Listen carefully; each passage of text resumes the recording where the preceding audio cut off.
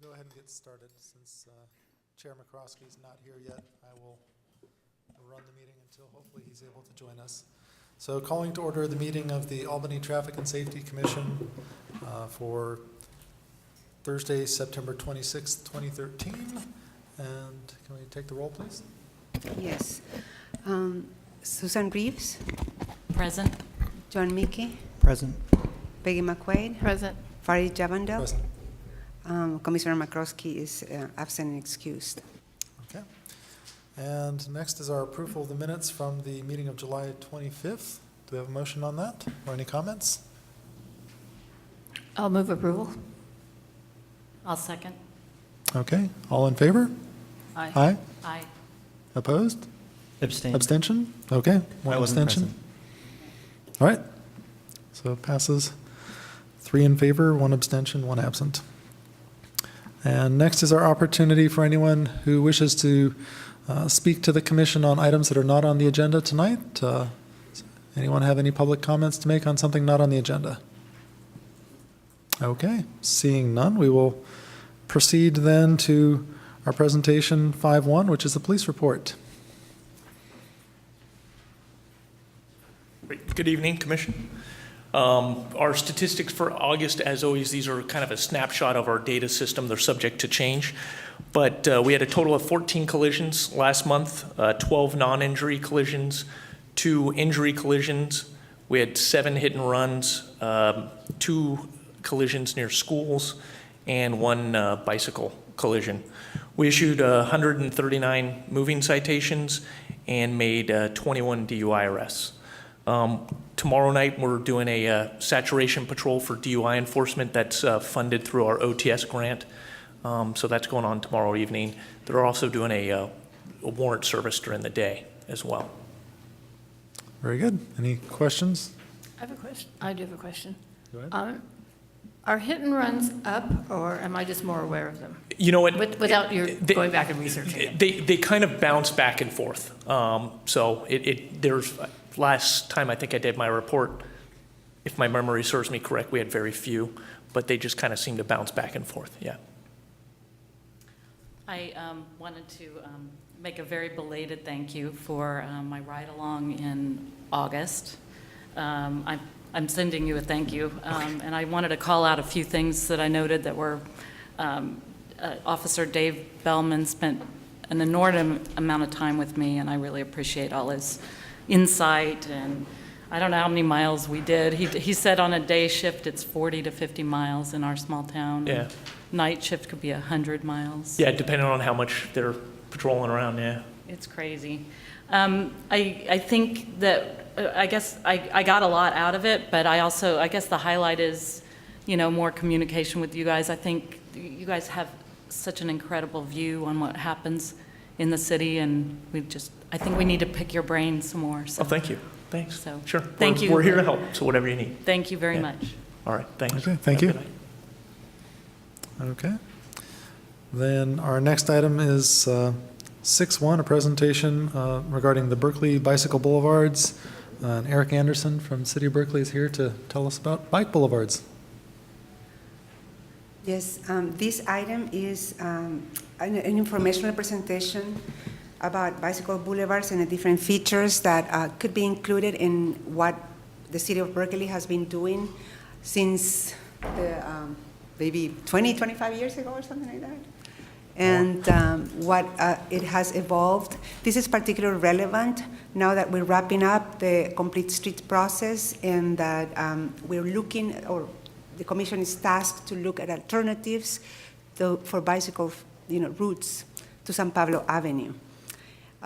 With that, I'm going to just introduce Eric Anderson, a senior bicycle planner with the City of Berkeley.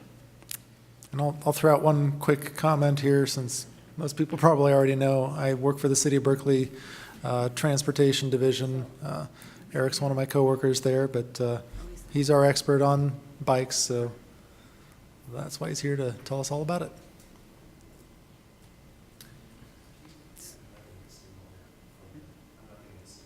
You got it.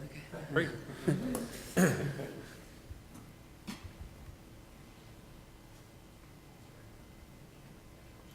Okay.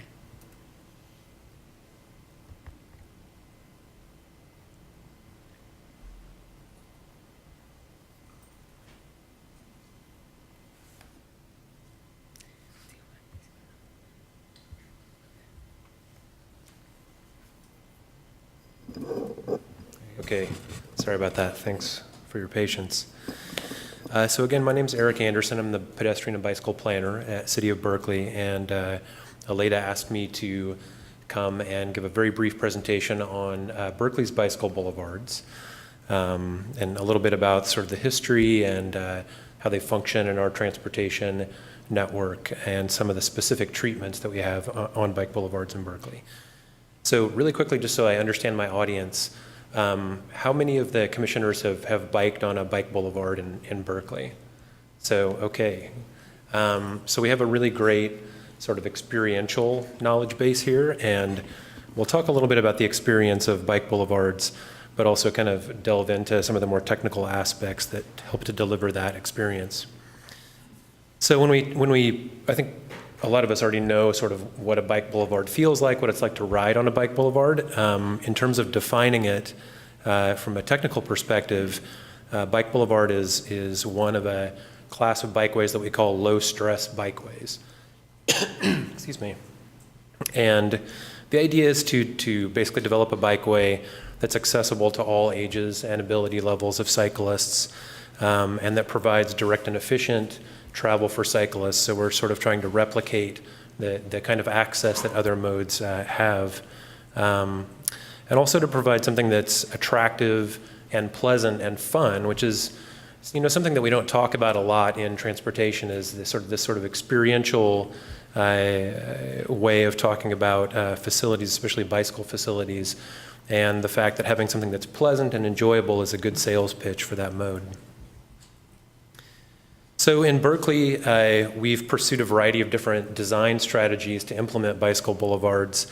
One is to create a unique visual identity, and that's something we'll see a couple of examples of. One of the critical design criteria in Berkeley is the idea that it's a shared low traffic and low speed street. So according to our guidelines, we want the average daily traffic to be under about 3,000 vehicles. That number varies from community to community, and it's very context sensitive. In Portland, for example, they actually want it to be below 800. So not too many streets will meet that criteria.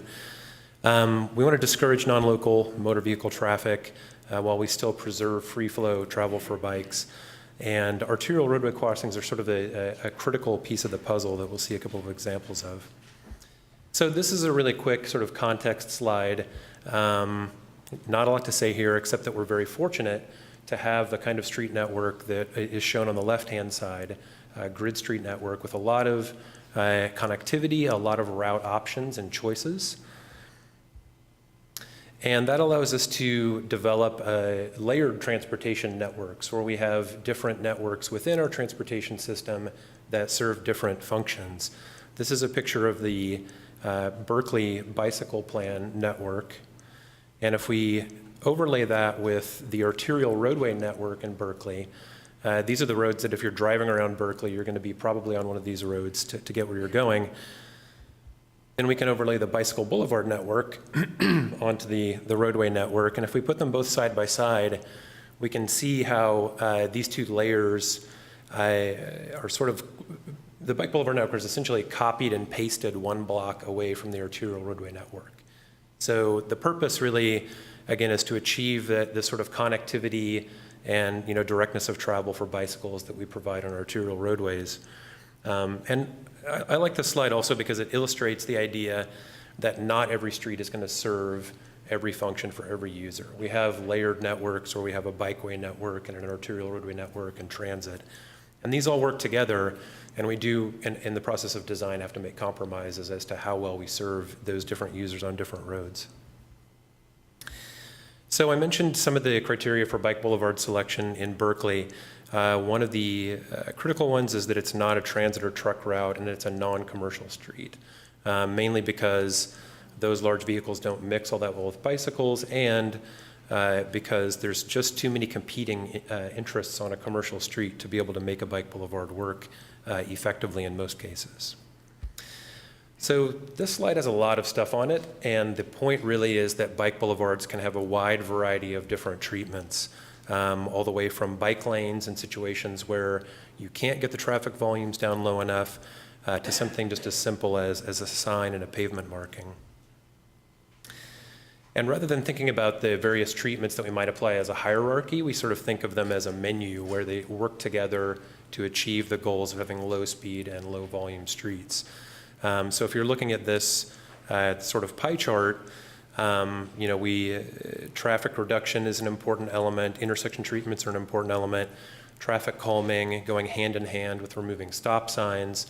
It's sort of an interesting design challenge and puzzle to fit it together, and it's very context sensitive depending on the street and the kind of traffic volumes. This is an example of a sort of, I guess you could say, typical bicycle boulevard layout that shows some of those design components, such as turning the stop signs to encourage free flow bicycle traffic, and distinctive wayfinding signage, and traffic calming to slow and reduce traffic volumes. So just throwing in a little quick history about bike boulevards in Berkeley. Our bike boulevard history actually goes all the way back to the 70s when we have implemented a neighborhood traffic calming program across the city. And the takeaway from this is that we were very fortunate to have a variety of corridors that were already fairly well traffic calmed, and those became opportunity corridors for us. So the point is that if you're not so fortunate, sometimes you do have to do additional traffic calming work to get to the point where a bike boulevard's appropriate. And here's a map of that traffic management plan and a picture of some of the original traffic calming that's still in Berkeley that's on our bike boulevard network. So a little bit about the history. The sort of light bulb moment for us with bike boulevards came about in the early 90s with the Milvia Slow Street traffic calming project. And this is a project that was done on Milvia, which is between two major arterials, with the idea of reducing traffic volumes and speeds because of cut-through traffic. The interesting thing about that project was that the before and after data collection showed something really unexpected, which is that bicycle traffic jumped from the before condition to the after condition. And again, that was sort of the light bulb moment where folks realized, hey, if we traffic calm a nice, pleasant residential street, then it becomes a very attractive corridor to cyclists and can really encourage cycling. And here's a picture, of course, and you guys, I'm sure have seen this, of the existing conditions on Milvia with traffic calming, chicaning, and pavement markings. There's another image of the same street. So I want to talk more specifically about three different kinds of features that are on the Bike Boulevard network: signs and markings, arterial roadway crossings, and traffic calming. And I have a bunch of different photos, some of which I'm kind of whip through in a lightning tour. So imagine that we're just biking really fast down the bike boulevards as we see these photos. So, but below the speed limit, obviously. So again, we have this unique visual identity in Berkeley. The idea is that when you enter a bike boulevard, you see these purple signs, you see these unique pavement markings, and you get a sense, oh, something's different here. The conditions have changed, and maybe I should be adjusting my expectations a little bit as well. I like these signs because they have what I call the 4 Ds: direction, destination, distance, and distinction. We talk a lot about the 3 Ds of wayfinding, but I like to add the distinction in there as well.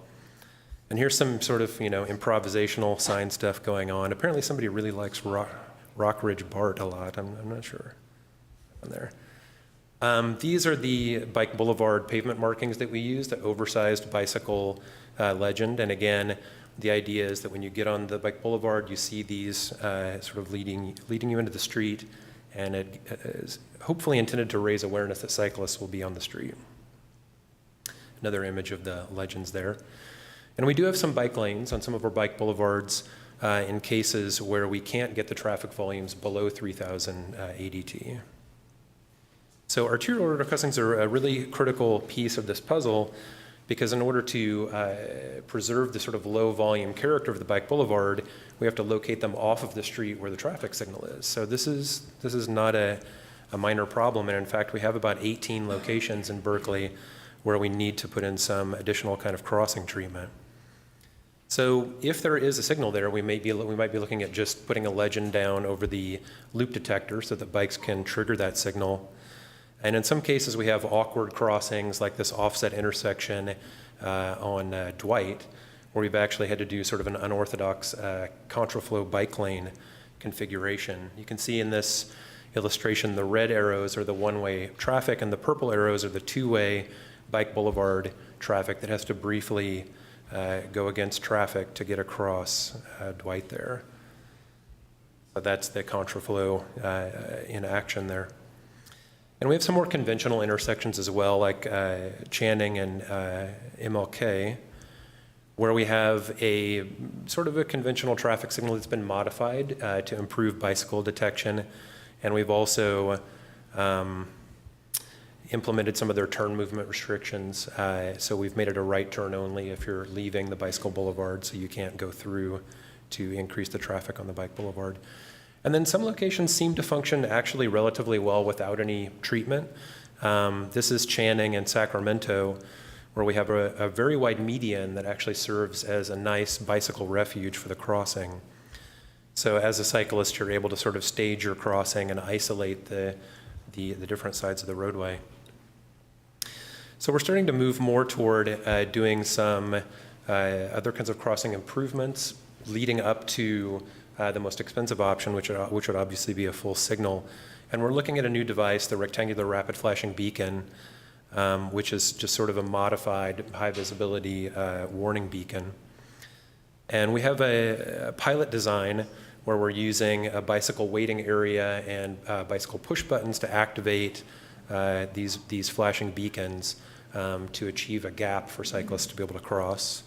And the green area is the bike waiting area, the red are the beacon locations. Then we're also working on implementing what's called a HAWK, a high-intensity activated crosswalk beacon on Ashby Avenue at the Hillegas Bike Boulevard. So we're sort of moving up in the range of expense here, getting closer to a full signal. Eric? Yeah. Can I ask you to go back to the bike stop area and explain that one a little bit? What the green boxes are? Yes. So this, and I apologize, I meant to update the slide. This is actually an early concept. The current concept for this actually has a smaller rectangular bike waiting area, and then it has an advanced stop bar behind the crosswalk, and that 4-foot gap between the crosswalk and the stop bar is filled with green color as well. So this configuration ended up not being the final design that we're going to be implementing, and what we wanted to do by filling in that gap behind the advanced stop bar with green was to create a visual connection so that motorists could sort of see, okay, there's a reason why I'm stopping at this advanced stop bar, and it's connected to, oh, that person right next to me who's waiting to cross the street who just pushed the button. So. Okay, so Ashby Hillegas, again, we're looking at a HAWK signal here, lots of data collection and lots of analysis that went into this with our work with Caltrans on this. I won't go into too much detail about how a HAWK functions, but it's basically sort of in between a beacon and a full signal. You could call it a half signal. It has a sort of unique flashing and solid phasing that you guys may be familiar with. But these are all, authorized devices in the MUTCD. And again, we're sort of experimenting with different possibilities. We don't really know exactly how this is going to end up. We might have some turn movement restrictions. They might not be necessary. And we're still kind of figuring out how bikes will be detected there. So moving on to traffic calming, which is the last of the 3 elements. Again, we have a number of areas where we have full diverters across the roadway. So you actually physically cannot travel through in a car. You have to turn. And these date back to the 70s neighborhood traffic calming. This is one of our newer diverters. It's really nicely landscaped. It sort of ties into the planting strips on either side of the residential area. And another diverter up on Piedmont there near the Elmwood. There's another diverter in that same neighborhood. And this is a fairly new diverter that's in the North Berkeley area. And one that you guys might be even more interested in is a half diverter that we just put in not too long ago on the Milvia Bike Boulevard. This is a shot from down the street. It's a little bit closer. I apologize for the quality here. But the idea is that we haven't made any changes to circulation on the street. It's still a two-way street, and both cars and bikes can both travel. It can travel in either direction. We've just limited the access to the street from one direction as a way to try to reduce the traffic volumes. So we can still maintain great local access here, and we still have excellent emergency access as well. We've just tried to cut down on the through traffic a little bit there. So here's one of our many traffic circles. Lots of nice planting. The brief history of these is that many of them are maintained by neighborhood groups under an agreement with the city. So that's why you sometimes see they're so nicely planted and maintained. And we do have some locations with speed humps on bike boulevards, and in the range of traffic calming, speed humps are actually the most effective form of traffic calming. You have to slow down to cross a speed hump. So that vertical deflection is a little bit different from horizontal deflection, although they're both definitely in the toolbox. So a couple of years ago, we collected all of our bicycle counts from the last 11 years and did a sort of, I guess you'd say, back of the napkin assessment of the effectiveness of bike boulevards. Overall, we found that bicycle volumes had increased about 75% in the decade following the implementation of the bike boulevards, and that the absolute numbers of collisions were down by 5.5%, and that would be bike-involved collisions, which is pretty amazing given that you would think with such a huge growth in bicycling, the absolute numbers of collisions would also increase. So that's not just a decrease in the rate of collisions, it's actually absolute number of collisions. We also noted a shift in the ratio of male to female cyclists from about 70-30 to 60-40, and there's been some research done that shows that when you have more female cyclists on your Bikeway network, that it's actually safer, and that's related to a body of research concerning women being more risk-averse than men. So definitely some gender generalizations there, but it is actually supported by data and research. We also noted decreased sidewalk riding and increased helmet use. So the idea is that as we invite people into the roadway, hopefully they'll get off of the sidewalk and out of the pedestrian space. So that concludes my presentation. I'm happy to answer any questions. Commission questions? No? Any questions, comments from the public? Anna?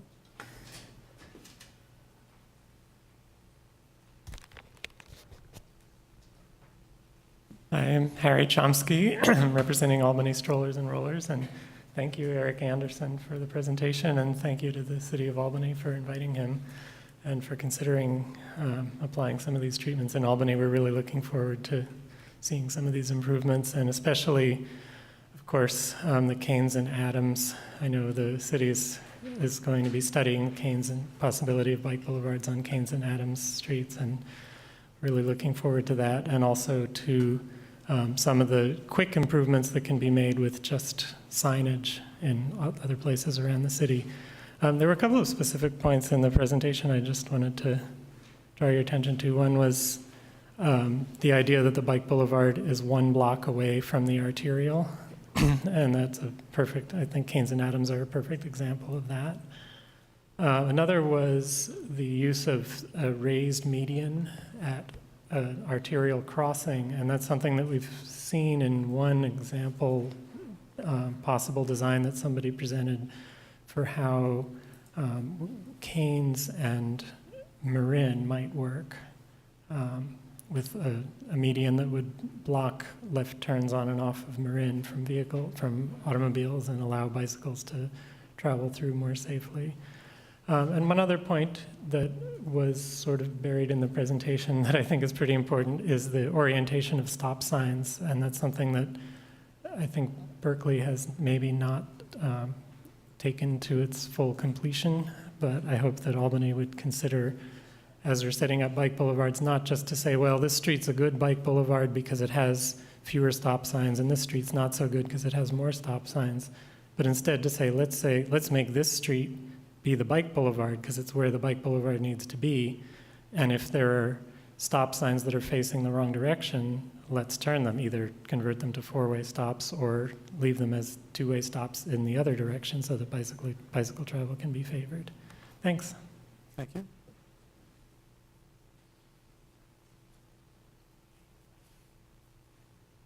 Good evening, Ed Fields, Albany resident, and in particular, Keynes Avenue resident. This is a complicated issue, and that's the main point I want to make. I would love to have a bike boulevard on my street. It would be fantastic. I may have said some things here on occasion that have led people not to think that, because I get I get kind of excited because we're already a one-way street, and we talk about becoming a two-way street and then trying to prevent the traffic from going two ways. So that's kind of a complicated issue in itself. So in the last couple of days, we've had incredible gridlock on Highway 80, which has led to incredible early morning gridlock on San Pablo Avenue from El Cerrito del Norte through Albany. I know because I was in it, and I took BART. Rather than take the bus or drive. But what that led to was, because San Pablo Avenue was literally gridlocked, it led to cars turning off of San Pablo Avenue at Brighton, for example, and Garfield onto Keynes. You know how many? Lots. And that added to the already incredible number of speeders that we get at 6 in the morning, 7 in the morning, 8 in the morning, who think Keynes Avenue is San Pablo Avenue with no traffic lights. So I get a little excited now when we talk about taking all the stop signs off of Keynes Avenue, but slowing traffic down. I suppose it can be done, but it's not simple. It's not just taking the stop signs out. That scares me, okay? I want to talk about bicyclists for a minute. I'm your kind of tool-along bicyclist, you know? And we've got bicyclists in Albany who are the professional commuter cyclists. We've got the Ohlone Greenway now, and they say, oh, we don't use that, that's too slow. Ed might be in my way. Guilty as charged. So they want to use Masonic anyway. So now if we do all this speed bumps and traffic calming and all kinds of stuff on Keynes, are they going to say, well, but I'm going to use San Pablo anyway? If we, because one stop sign would ruin their commute, it would slow them down by 15 seconds, you know? So, I want to just look at the whole picture. So there were a lot of things in Eric's presentation about stop sign removal that got my hackles up, you know? Anyway, we're already one way. I want to ask Eric what he thinks. I think he has some familiarity with Keynes Avenue, what he thinks about potential treatments for Keynes Avenue. Perhaps I have to ask you, you should ask him, one-way versus two-way. If we create a barrier, literally a barrier at Marin, I thought that was some beautiful stuff there. That would be great, but it won't help the folks like me north of Solano, right? If you literally didn't let cars go through at Marin or even impede their left turn, right turn. So real quick, try to go through this. I was excited about the get rid of stop signs, but then I looked at a lot of the slides. You look at a lot of the photos, and there's a lot of stop signs on the bike routes in Berkeley. And I said, aha, I'm saved. And I went and looked at Milvia on Google Maps from Virginia to Berryman, and there's a four-way stop, a four-way stop, a four-way stop, a stop only on Milvia at Rose, not on Rose, and then another four-way stop at Berryman.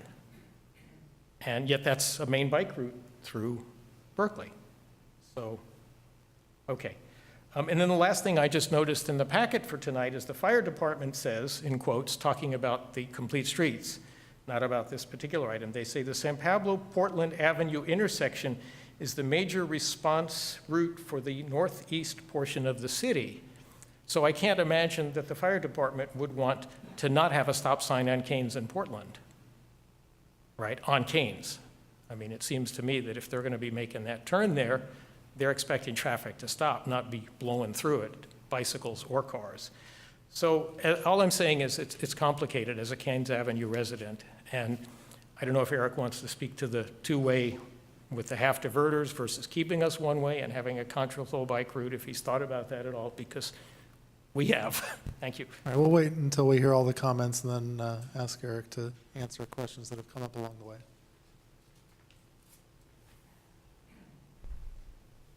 Just a quick comment, explain why I came tonight. The Berkeley, the Albany Active Transportation Plan calls for a targeted outreach to Keynes and Adams regarding bicycle plans. And I noticed I got a postcard, but I would say that doesn't come close to targeted outreach. This was interesting, but maybe a careful review of a couple of the pictures and cars parked more than 18 inches away from the curb. You might have seen some looks there, but I don't think this in any way focuses on the Keynes and Adams situation. So I think that target outreach still needs to be done by the city. Other comments?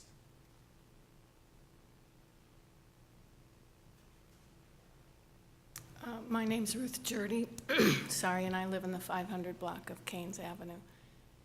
And I'm just concerned of the configuration of two-way bike. And I ride my bike, I drive a car, stuff.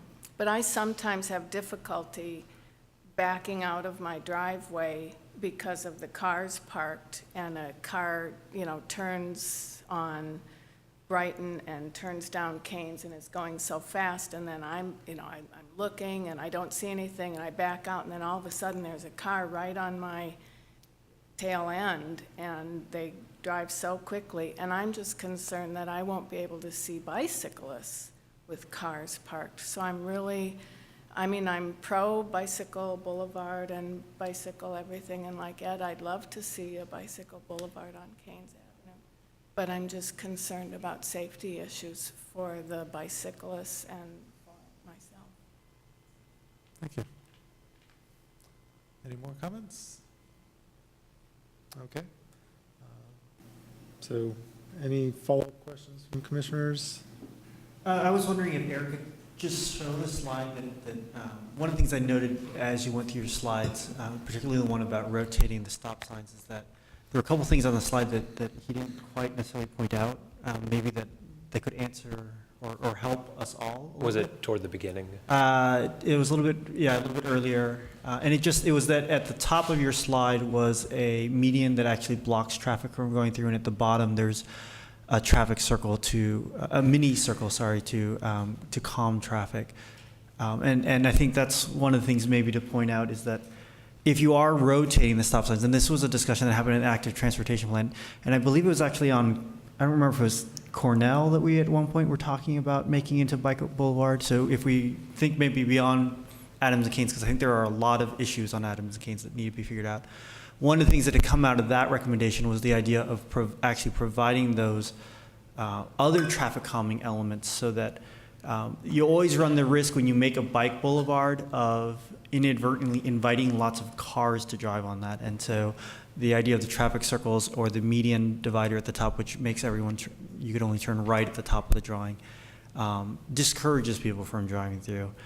I think the other thing that I noted maybe this isn't a question, sorry, but in Eric's conversation was that truly, whenever you do these, it is very context-based. So I think the points by the public about the stop signs on Milby are very valid. That happens to be the bike boulevard that I use the most when I ride my bike. And I wish there were fewer stop signs, but I also understand that there's a lot of car traffic in that area. So there's good reason to consider, I think it almost goes on an intersection by intersection basis of whether or not you can actually rotate the stop signs. I'll follow up right on that, because I think that this is a good example here where the stop signs rotated. It makes it easier for bikes to just cruise on through, makes it easier for cars to cruise on through, except at the next intersection you've got a barrier that cars can't cross that median across the arterial.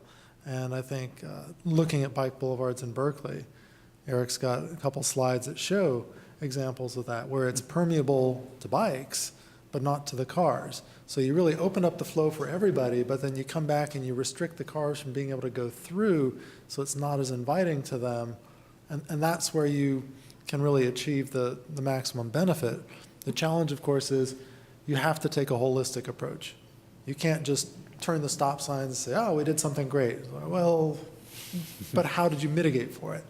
And so I think that becomes our implementation challenge that makes things more expensive. But conceptually, you just need to go through the process and see what flow opportunities have you created, which ones have you restricted, and will it balance out and serve? Because the comment that there's stop signs all over Berkeley on bike boulevards, yes, that's true. And it's because the things that we would have to do to facilitate removal of those stop signs are challenging or expensive. So with that, I don't know if you want to weigh in with any comments on that, Eric, or if you had any thoughts specific to Keynes and Adams, we'd love to hear those too. Sure. Well, I think the point about stop signs is well made. People joke that stop signs are the cheapest form of traffic calming, and it's true. In many cases on our residential streets, stop signs function as traffic calming. So if we want to remove them or turn them, we need to replace them in a sort of commensurate fashion with physical traffic calming measures on the street. So that's a real fundamental concern in bike boulevard design. And I should say, full disclosure, I'm actually a former resident of the 600 block of Keynes, which I didn't bring up earlier, but I think Ed sort of outed me there. But no longer there, so I can, of course, speak with complete objectivity now. But my experience as a resident of that block, I think, was just experiencing the contrast between how the 600 block of Keynes functions versus that same block 1 or 2 or 3 blocks up toward the BART tracks. And I feel like there's a variety of streets that have a similar curb-to-curb width, but they operationally are very different, mainly because Keynes is one-way, but those other streets are two-way. And I would often bike up a block and to ride on one of those two-way streets instead of just biking down Keynes, because the friction from opposing automobile traffic tended to slow things down pretty considerably on those streets. So, I think, we do see that in traffic engineering that, friction from oncoming traffic is a significant factor in vehicle speeds. So it's sort of a de facto traffic calming in itself, I would say. So yeah, I think that's, I don't want to get too much into speculating about particular designs that could be applied, but I think there's some precedent for looking at the idea of having two-way traffic based on the adjacent streets in that immediate neighborhood. I guess the other thing I would say is that the idea of a one-way street with two-way bike traffic is a little bit of a concern. On one hand, because it's kind of unorthodox from a sort of traditional traffic engineering point of view. But whatever, let's not be frightened away by something that's unorthodox. I think the thing that concerns me is that motorists simply wouldn't be expecting the contraflow bike travel without some designated facility. But of course, the challenge with such a narrow street is to try to fit a bike lane or something like that in a space where there probably, there may not be adequate space for that. So again, the contraflow bike traffic potentially could work, but it would require, I would say, some kind of unique and unconventional treatment. And even then, it might be something that's just so counter to what people are expecting, it could be potentially a safety issue. So, all I can say is that in Berkeley, our approach to this has been to preserve two-way travel on these streets and to limit the access by motor vehicles on either end of the block or the segment. So it's been our design approach. Yeah. Eric, you also have a contraflow lane in Berkeley. I think you presented a picture there, but it seems that the street is wider as Yeah. well. Yeah. It also only runs, 100 feet or so? Yes, it's a very short segment, so it's only intended to close the gap at this offset intersection. And there's no adjacent parking, so you can see there's ample room there.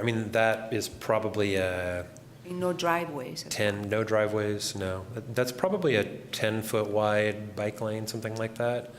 And you can see it's properly marked. There's a double yellow line So this is actually a two-way street for a short segment. It's only, the only traffic that's allowed in that direction is bikes, so.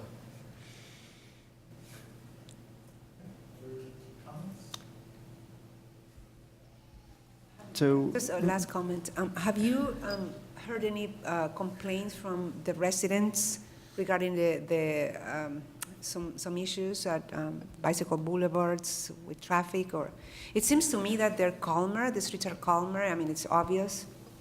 And, well, I have a comment from somebody who lived on Acton Channing, and he basically loved his Bike Boulevard Street. I mean, it's, I included it in the packet, and it's in your packet. It's also online. And it seems that it's a calm street, very pleasant. But any complaints, any concerns about the one-way access that you can think of? No, I don't think so.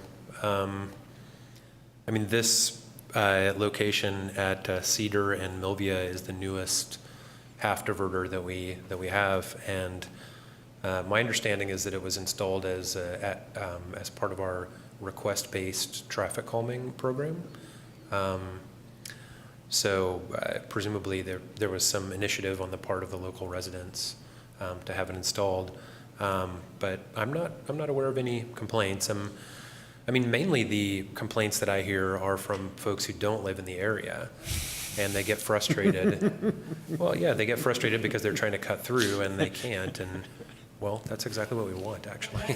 One way, it says that cars are actually parked one way. It seems that, is it mostly one way, but two ways allowed inside, within the block, isn't it?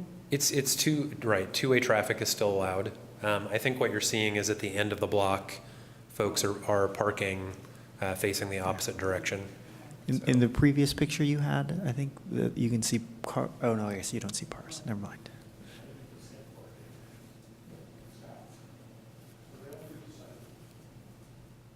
So that's one of the things that Berkeley doesn't enforce so much about parking on the wrong side of the street, which we are more prone to enforcing in Albany, because the danger of once you pull out from that wrong side, you're headed the wrong way, and it can cause some problems. So I don't think we would encourage this type of operation in Albany, but you know, the cars that are facing towards us could just as easily have turned around and parked the other way. The only limitation is they can't enter the block from here. Once you're in, you can turn in a driveway or whatever to face the other direction to drive out. And basically, there's a couple different forms of semi-diverter. I mean, this is, you just close entry into the street, and there's a few different ones around Berkeley. There's some where there's just a solid barricade across, you can't enter that block at all, and it's essentially a cul-de-sac. The other that there are several of on the Virginia Bike Boulevard, for example, are the diagonal diverters. For example, around the North Berkeley BART station. And so there again, yeah, the cars have to turn, but the bikes can go through, and that works very nicely. As I said, you can take away the stop signs, but then you've got to do something to make it not a through route for cars, and this does that. Can you go back to the last slide, please? That one. Yep. Just, I guess to show my ignorance here, how long is that block, roughly?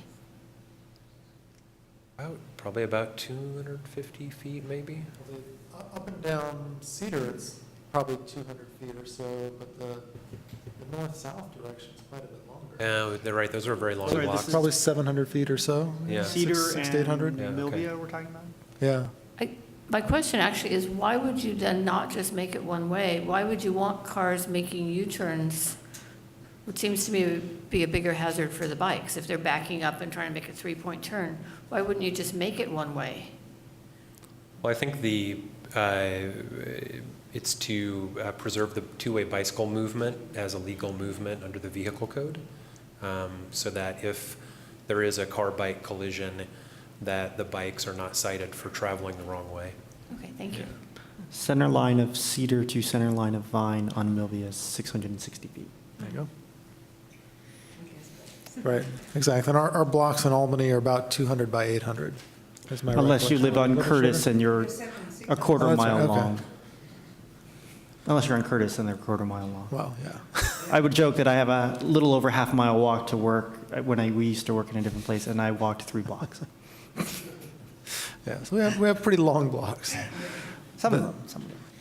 Well, Okay. I think that if I can offer something else, this is a really interesting discussion, and it sort of highlights the kind of semantics or the sort of technicality about is it a two-way or a one-way street. And I mean, you're correct to observe that with this kind of half diverter, it really functions as a one-way street for cars. And that's why we don't enforce the quote-unquote wrong-way parking. But because legally it's a two-way street, it does preserve bicycles two-way travel under the vehicle code. So although technically it's a two-way street, it really functions as a one-way street for cars. I have one last question. Have you conducted any studies of how many cars actually travel the wrong way, let's call it? I mean, I don't want to call it wrong way, but it seems that, let's say, this is east-west, is that right, direction? No, north-south. North-south, yeah. So how many are traveling north, how many south, just to see if the barriers, what kind of effect the barriers have on vehicular patterns within the block? I don't know if we have that data. But It'd it be would easy to obtain. If you put a count tube at the north end of the block, you'd see how many are entering and how many are exiting. Well, you only, well, I'm thinking like in the middle, because you only Yeah. kind of tend to drive in one direction, exiting. and- Right. Yeah.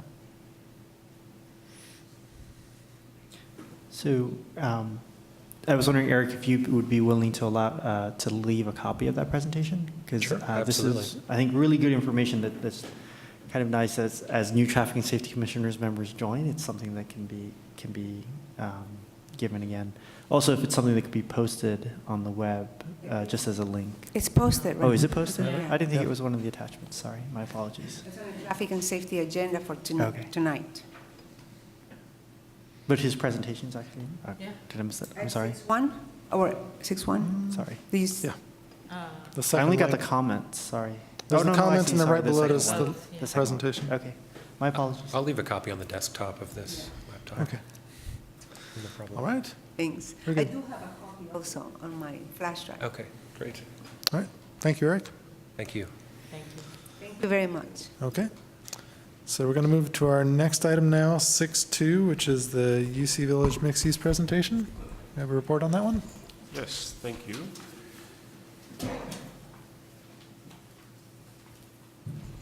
Good evening, Commissioners. What we'd like to do tonight is review with you the project, particularly the transportation-related elements of the UC Village mixed-use project. And the development team representatives are here this evening to answer any questions with you for you as well. The overall status of the project is they have now submitted an application, for the formal application. We're in the process of reviewing that application, and we hope over the next month or two to be able to bring this back to you for a final recommendation and to planning and zoning for action. So we're looking this evening to give you both an update and to hear from the Commission if there is additional information that you'll be looking for in order to help bring that recommendation forward to the Planning and Zoning Commission. To refresh your memory, there are two elements to the project. On the northwest corner of San Pablo and Monroe, and what's on the screen now is the retail portion of the project. And just get you oriented with the graphics you'll see here. North is to the left of the screen. San Pablo Avenue runs along the top, and Monroe is running up and down. It's an east-west street, but on this graphic, running up and down. So we have a grocery store. Sprouts is the proposed grocer. It's about 28,000 square feet or so. There's a corner retail here. We can imagine a burrito shop or a coffee shop or both, that kind of thing. And then in a future phase, there'll be about, I think it's something in the neighborhood of 11 to 14,000 square feet of retail on the southern side of Monroe Street. Just to give you kind of an aerial view of the project, this would be taken from kind of over the top of the San Pablo-Monroe intersection. So there's the grocery store, here's the corner retail, and then out of this view is the retail on the side. And then this is Monroe, which is the entrance into University Village. One of the elements of the project that has been of particular interest to the community is the inclusion of a two-way bicycle path along San Pablo Avenue, off-road bicycle, or off the street, lane separated from traffic, vehicle-separated bike path along here. This is a little unique and challenging because it's on one side of the street. It sometimes goes by the name of cycle track or side path. This is a little bit challenging. We're working with Caltrans and waiting for some feedback from Caltrans on this proposal. And particularly how it relates to the operation of the intersection, and wanting to make sure that it's safe for all the various modes of transportation. The second element of the project is the senior housing component. And sorry, this is the spelling a little washed out, but basically, again, same orientation. San Pablo Avenue is along the top of the page. The Monroe Street is here, and this is a single building. It's 175 units of senior housing, the mix of independent living, assisted living, and units for people with that need assistance with memory care issues. Cornices Creek is on the south side, and 10th Street is on the west side. What I'd like to do is kind of walk through some of the comments that we've given the development teams that I think they're working on, and to just hear again if there was anything in addition that you feel you would be interested in knowing about either this evening or to get some more information from the development teams. First of all, we'll need some more information from the teams to really make it clear who's going to do what and when they're going to do it. You'll see some, I think I'll switch back to the retail view since it's a little clearer on the screen.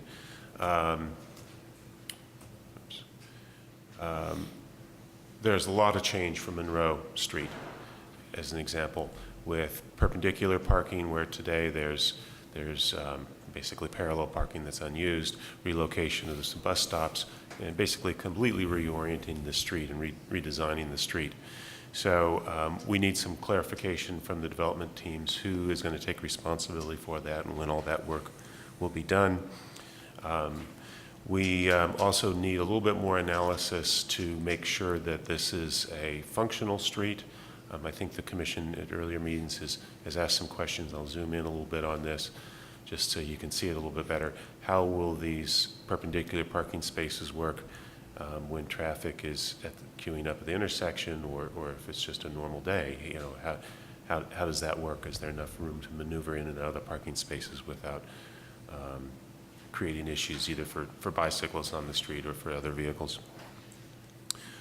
As part of the project, the current the bus stops for AC Transit are located in this area. Sometimes the buses don't actually stop at the formal stops that they have right now because really there's nothing going on out there. So as part of the project, the bus stops will actually relocate. It's not shown here, which is part of the problem. There would be new bus stops closer to the heart of University Village, west of 10th Street. Again, we need to just make sure that those stops are incorporated into the project and to make sure that they meet AC Transit standards. Among the other issues that we're interested in making sure we're on the right page on is the width of the sidewalks and the bicycle routes to make sure that they either meet design standards or, if not, that we have a good basis for making an adjustment to design standards. Generally speaking, the wider the better, and the more buffer between uses, the better.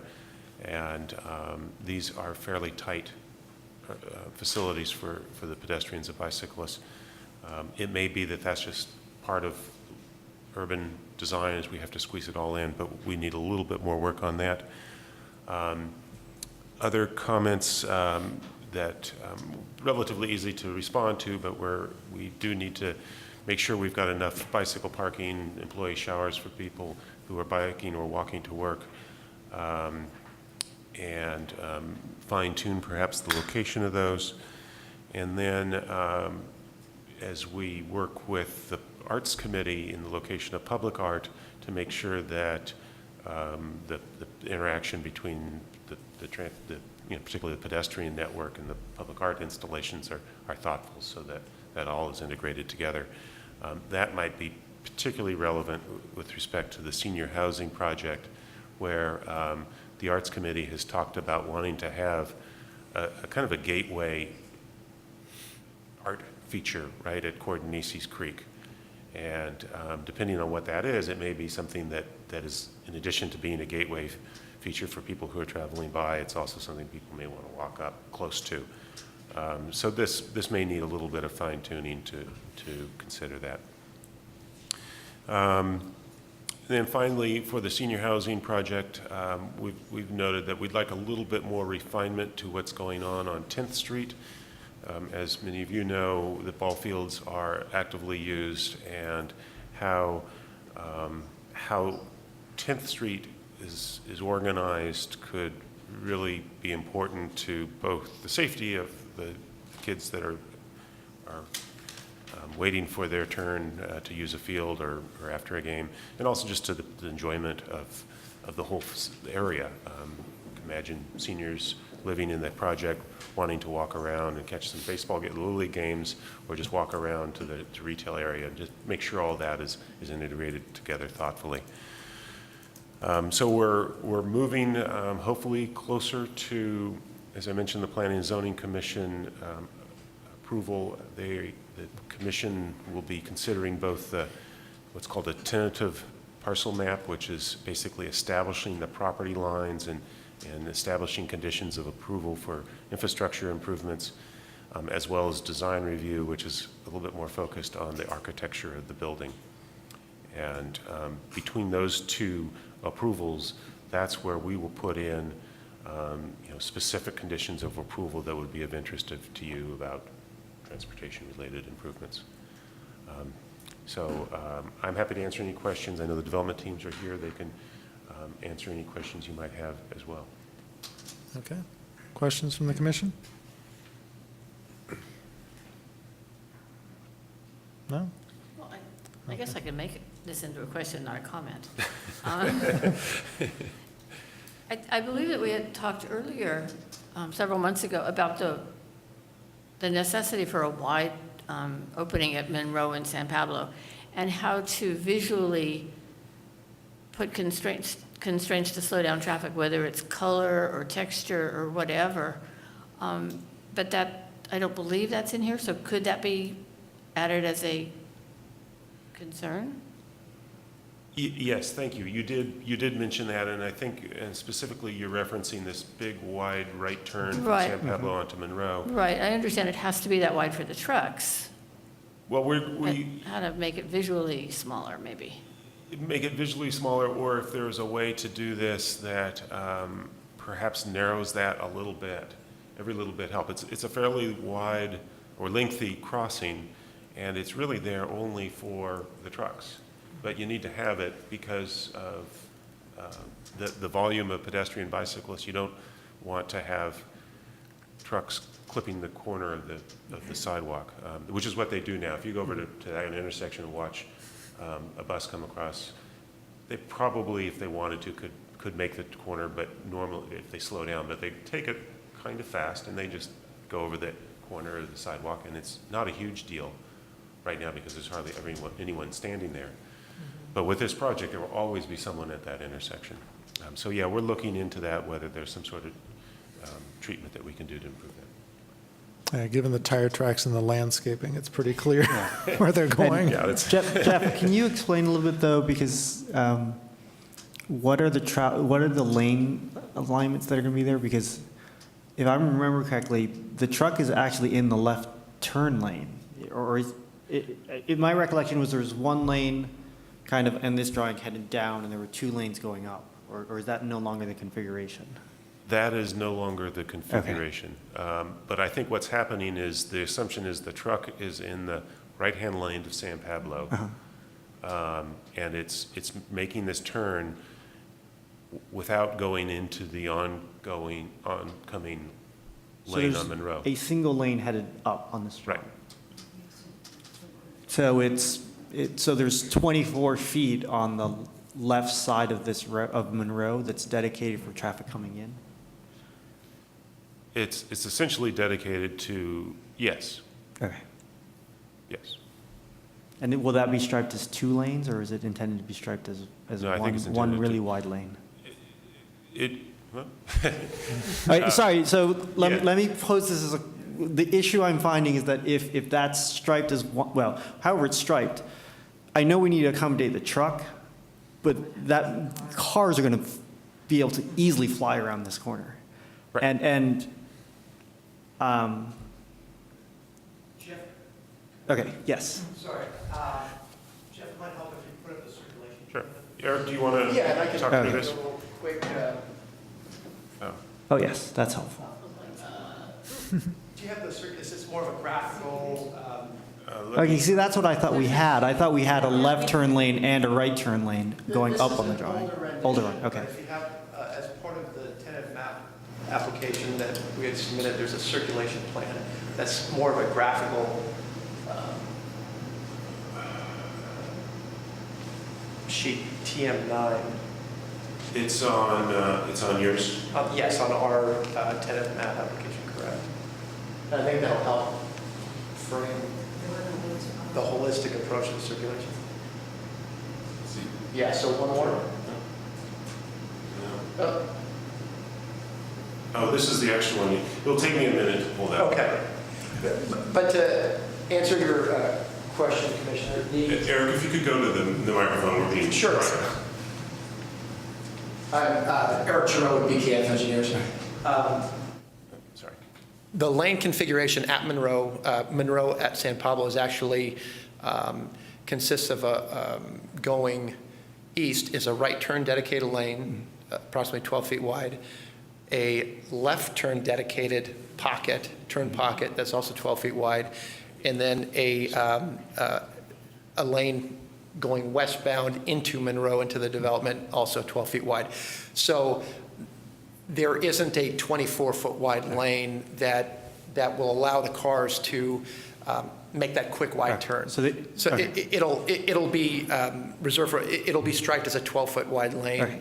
And So how is the truck making the turn? so what's going to happen is we're fighting polar battles here. So one of the things that we heard loud and clear from the city was the concern about having truck access directly into the project from San Pablo. Originally, our design included driveways off of San Pablo that facilitated truck access directly into a loading dock. Obviously, from a circulation standpoint for pedestrians and cyclists, that's very problematic because it adds, here we go. So originally, the orientation of the building was one where the front of the store was on San Pablo Avenue. And, I'm sorry, completely opposite of that. And so now what we've done is reoriented that, moved I should say the architect, not myself. The architect has taken the loading dock, which previously was accessed off of San Pablo along the creek here, and reoriented it along the back here so that it eliminates any curb cuts into the site from San Pablo, and that facilitates a little more better circulation plan along San Pablo without having all these transition zones. Just, if I could, just do a little summary of what we have here. San Pablo obviously is along the north side, along the top of the page, running north-south. And what we've been working on is coming up with a pedestrian and bike parallel path along San Pablo, along the frontage of the street, that can keep the pedestrians separated from the two-way bike path and allow maximizing the circulation there and minimizing the curb cuts and crossings. So as they come into the development area, there will be a dedicated two-way bike lane and a pedestrian lane. We're still working with Caltrans as far as the actual dimensions and configuration, whether there's a park strip in between, how wide each one is, and we're soliciting that through an encroachment permit application right now. As we come across the frontage of the retail center, we're going to come to Monroe here, and with a curb cut, it allows for a truck to enter in the site with a narrower width because it has the ability to maneuver and make the turn and finish the turn in the parking area in the site. What happens when we come from a large street, especially being Caltrans, one of the challenges we face is that Caltrans does not allow the truck, from a design standpoint, to swing out of the right lane to make the turn. So it really constrains us as far as what the ability of the truck can do to get onto Monroe. So as we come around here, what is going to happen is the truck is going to come in and come down Monroe, enter into the retail site through this 10th Street intersection, turn into the site and back into the loading dock. It keeps the trucks away from the pedestrians and the bicyclists, and it keeps it in the back of the store, which is more desirable from aesthetics. So I get that.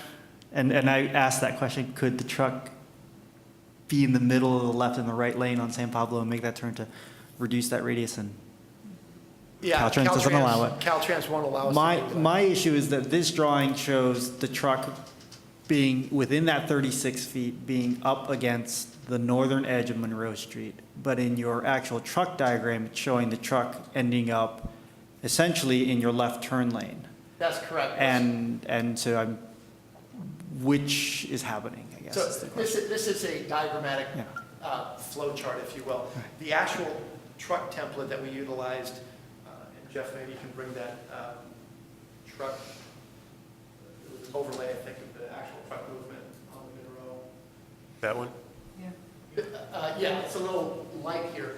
What's going to happen is, from a vehicular standpoint, having the 3 lanes will help mitigate high rate of vehicles coming in. What that does from a truck standpoint is, in the signalized intersection, if there are cars queued in that left lane, what it will need to do, it'll come in here, wait to the cars have left that turn pocket, and then continue the turn once it's freed up. Okay. So I'm just imagining a situation where that truck's going to be there a while. I mean, I know it happens all the time. I mean, I can watch it when on my bike ride home. I can watch the buses doing that, the trucks doing that at the Trader Joe's and different places, or they'll turn and they people get out of their way when they're making those turns in really tight places. I'm just worried that I guess let me back up and say my main concern is that at some point someone's going to say that truck can't be allowed to go into that left turn lane because it'll delay too much, and then this roadway is going to get even wider. Caltrans will ask you to make the roadway even wider so that the truck never crosses that into that left turn lane. So that's my concern. The details of how it gets resolved, I understand. It's a discussion with Caltrans. You guys are the engineers. Well, actually, I do want to clarify something, and I apologize for cutting off. It is not actually a Caltrans issue because Monroe Street is a private street. But if the truck is stuck on San Pablo because the left turn lane never clears, then it is a Caltrans issue. Yeah, and part of that, I think, is a function of a timing signal. You know, how long. How do you tell cars not to get in that left turn lane? That's my question. right? If the cue is that you allow 10 cars to make a left, that 11th car, how do you stop that 11th car? Or are you going to make the cycle so long that you assume that there's never going to be a car in that? I mean, I always, I tell people that when I'm working on projects, I'm an optimist. When I look at development plans, I'm usually I'm looking for the things that are going to cause Caltrans or some organization that it's generally harder to work with to say you can't do that, so it just blows up the entire plan. Right. And so that's my concern. And I completely understand, I understand the logic.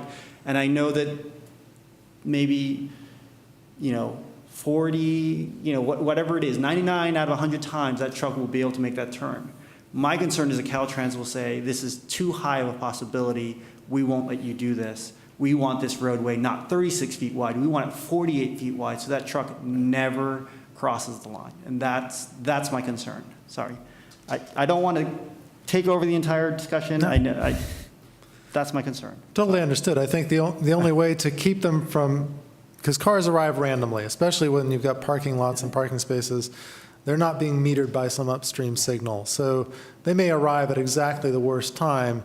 So unless you've got a keep clear marking like you have at a railroad crossing, with the appropriate pavement markings or signs, you're not going to control that. The stop bar then is going to be way back from the intersection, which if Caltrans doesn't care and you have good visibility to all the signal heads, okay, that's fine. It creates an interesting situation.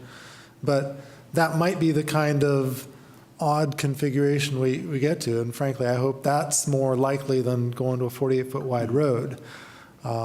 The other thing that we had talked about before in terms of visually squaring off that corner but still allowing the trucks to go through was pavement treatments with stamped concrete or something like that for a vehicle, a passenger vehicle would feel like a rumble strip going over it, but the trucks have to go and they're going slowly to make their turn anyway. It's not a mountable curb because you don't want pedestrians out there. You sort of want a real curb way back out of the turn radius and then sort of a fake curb for cars further out, but that the truck can go over, essentially. Something along those lines. Again, not going to the 48-foot wide throat of the roadway, but... the other question I would have is, your actual left turn pocket's only like 2 or 3 cars, it looks like. It's not very deep. Or on the previous diagram. Yeah, I think that was a very schematic representation. So, I guess the question I would have is if we actually don't need a specific left turn lane, could that center area be like a rumble median that the trucks can easily cross over, but cars are not going to want to cross it? It also would provide, in theory, a spot for pedestrians to stop halfway through. I don't know that you really need to. It's not a huge road, but if the left turn pocket isn't needed and the trucks need that space to cross, could that simply be an area where the texture is different, whether it's pavers or something? You could do a striped median at that point. A stripe, yeah, it could be a striped median. We're looking into that. When the environmental impact report was prepared, the left turn lane was called for, but that was the assumptions, the square footage assumptions for the retail were a little bit higher.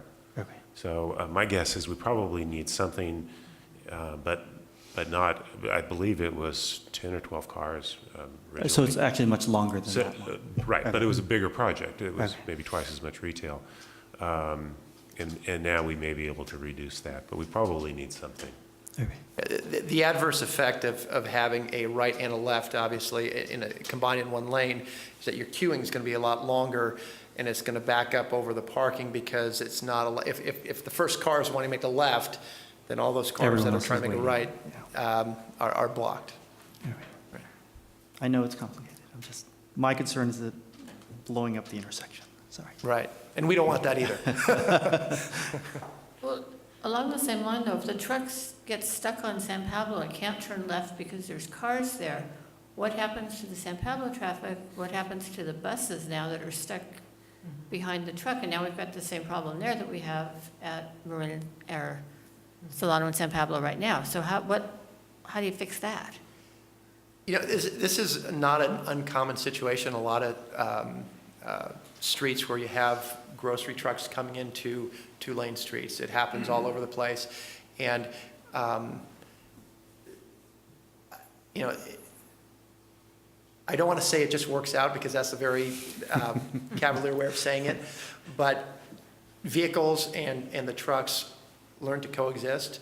And if there's a truck waiting there and the car's pulling up and it sees that it's halfway into the intersection, a lot of times the car will wait till the truck makes a turn and it comes in. We are, again, soliciting Caltrans' review of this, and it's currently under review with the various departments there. So we're eagerly anticipating comments back from Caltrans to see their take on it as well. Okay. So we'll take public comments, and then we'll come back for more discussion with the commission.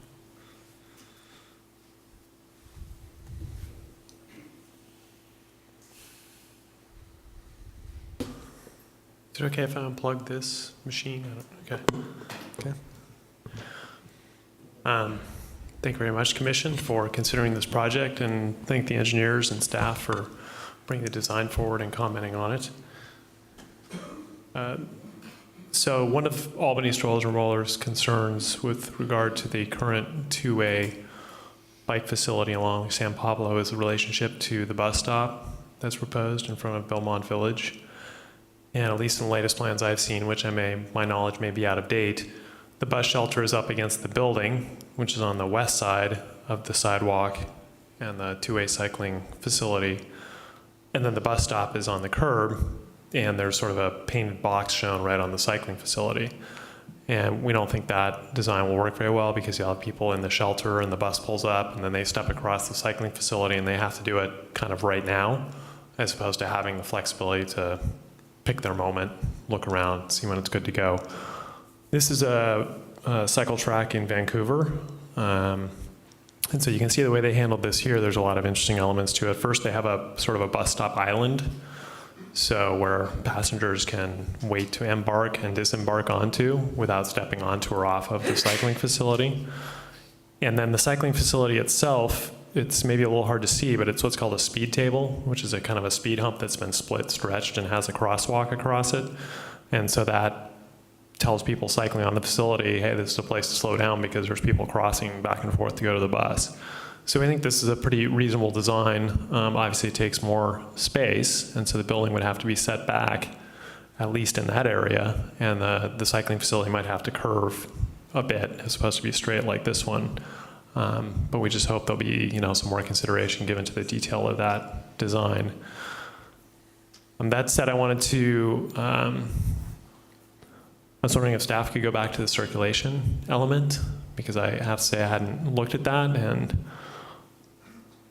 so this facility over on the left side on Monroe, when I looked at the key, those heavy dashed lines say cycling and pedestrian facility, I believe.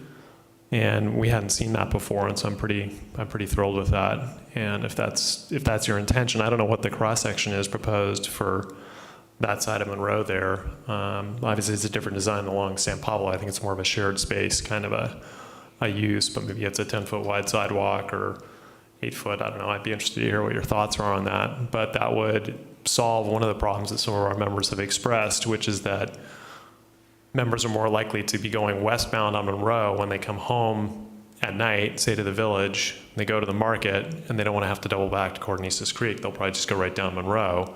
But because of the on-street perpendicular parking, that's going to feel less comfortable. So this is a great solution, and I really appreciate, I don't know if it was BKF that thought of this or who thought of it, but I just wanted to point that out and make sure that happens and that gets tracked forward. Thanks very much. Thank you. Next speaker.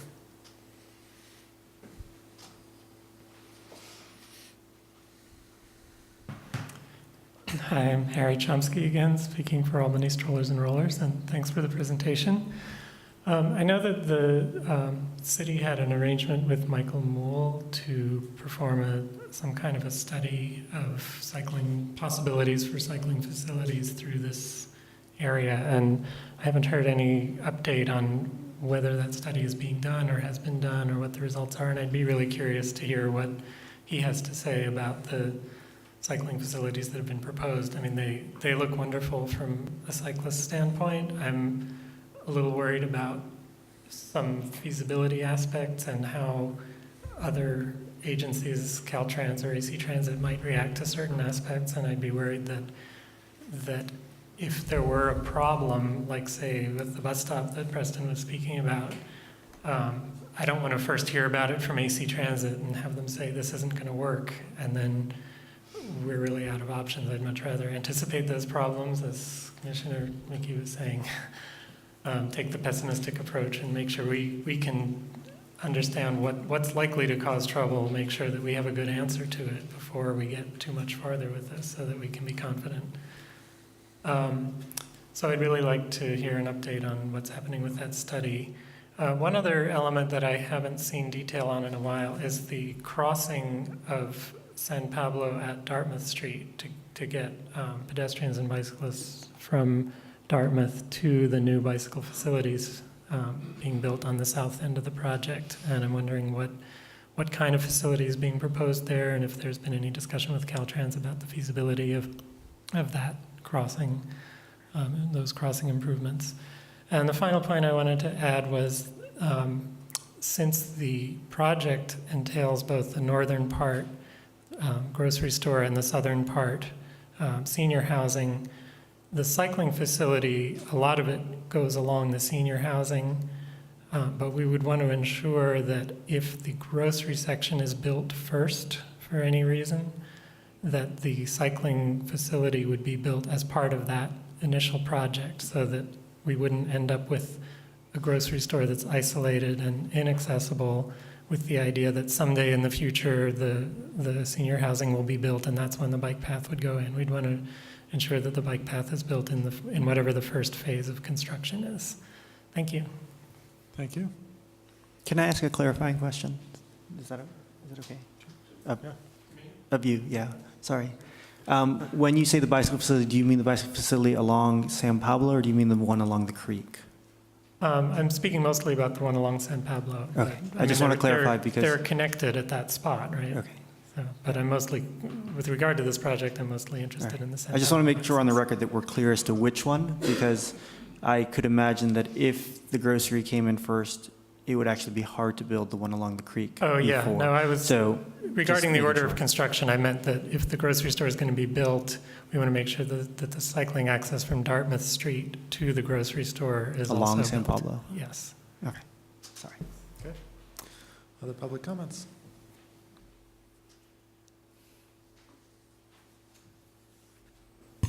Hi, Ed Fields. Just a very quick question, I guess. Again, I'm reading from the fire department's letter about the complete streets, and it says, right turn from southbound SPA, San Pablo Avenue, onto Monroe. Bulb outs on Monroe will restrict emergency vehicle ability to negotiate turn. So again, I'm wondering, how does that affect things? I'm going to guess if the big semi-truck that's being shown can make the turn, that the fire trucks won't have a problem. Right. The buses and the fire engines have a little tighter turning radius than the trucks. Yeah.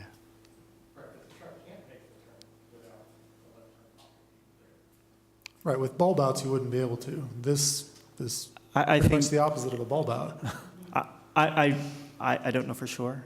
Maybe the engineers can answer this question, but I think the fire truck can probably make that turn without going into the left turn lane. It can It's just certainly be 'cause- tested.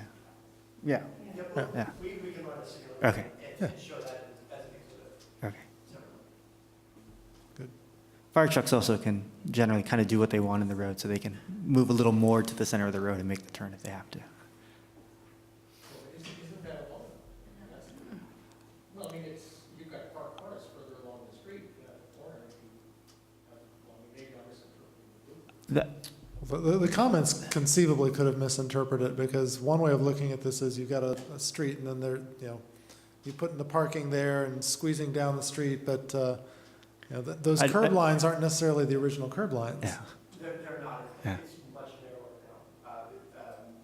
Right. We do have bulb outs in the current configuration where taking those out and putting a standard curve radius. So when I say this is kind of the opposite of a bulb out, it's really flaring out the curve at the corner to make a much wider opening rather than a narrower one. So I suspect that if we see the fire truck turn template test run on this, it ought to be successful. I agree we should absolutely check that, though. Yeah. Which is easy. One thing I neglected to point out is, although we need to prove to Caltrans that the truck has a viable way of making a turn from that lane, the reality is the trucks are going to go and flare out into the intersection and make the turn and conceivably not enter into the turn pocket. But we need to not show that as the only means to make the turn. So same with the fire truck. If they needed to make the turn and there were cars queued there, they can maneuver into the intersection and come in without being obstructed. Yeah, and I think we all get that we designed for the worst-case scenario. Reality is likely to be something better.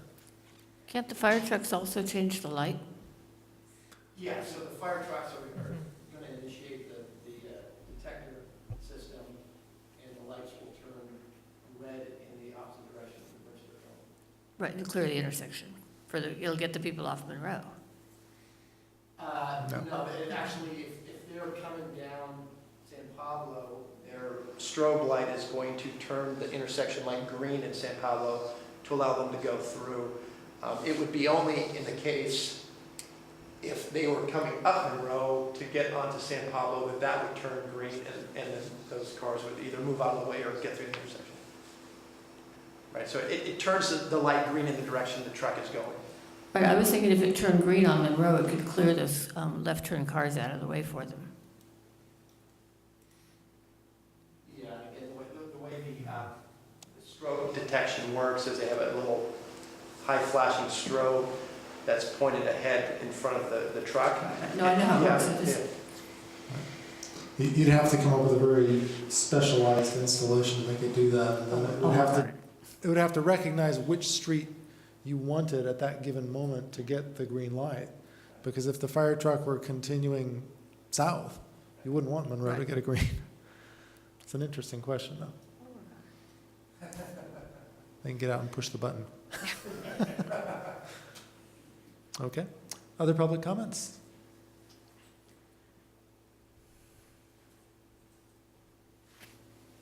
Good evening. My name is Tony Wright from Albany Berkeley Soccer Club, and I just wanted to let you know that I support Harry's comment regarding the bike path.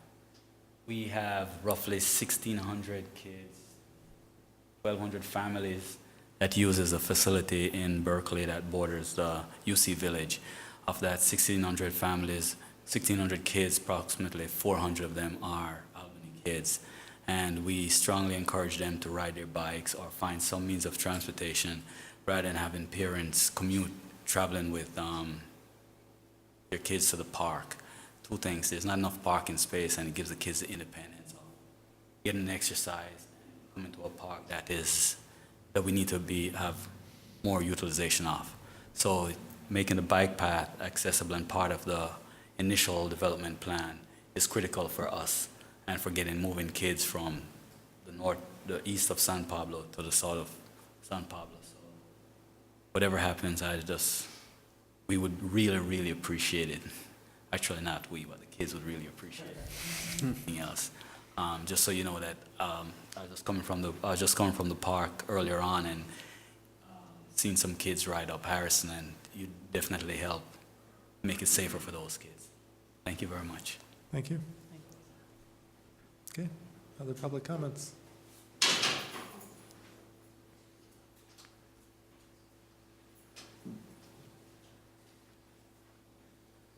My name's Carl Petrovsky, resident of Albany.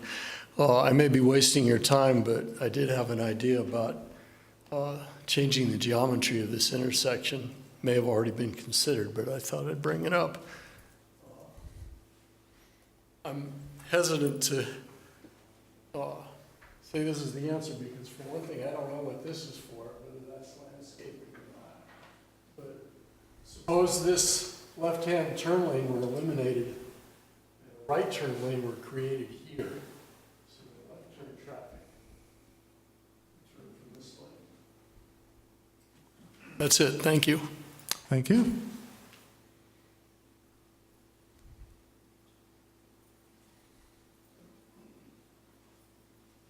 My name is John Lehman. I'm with BKF, and I'm actually part of the development team, so I haven't had a chance to speak yet. But what I wanted to address were some of the comments that were made about phasing of the projects and phasing of the improvements. And I just want to assure the commission that it's the intent of the development team to move forward with all of the improvements that we're showing. So it would be a complete circulation system. And we are committed to the pathway along Cordonesis Creek in implementing that as part of the senior housing project, as well as the path along the ball fields. So with respect to the bus stop, the jury is still out. We're still gathering information. We've certainly heard the comments, and I believe they've been reiterated here tonight. And we just want to work with Caltrans to make sure we're showing the design that they're going to approve, because they ultimately have the final say. But we certainly understand the comments that have been made about the conflicts with the two-way bikes and the queuing at the bus stop. As the gentleman mentioned, if you do put it out on the street, then you're going to need more width for the bus stop to allow for the area that you need, which means that you're going to have to put in a jog and take more right-of-way out of the developer's property. As the plans have shown, the site is very, very constrained. So we felt that placing the bus stop on the private property was a good faith effort.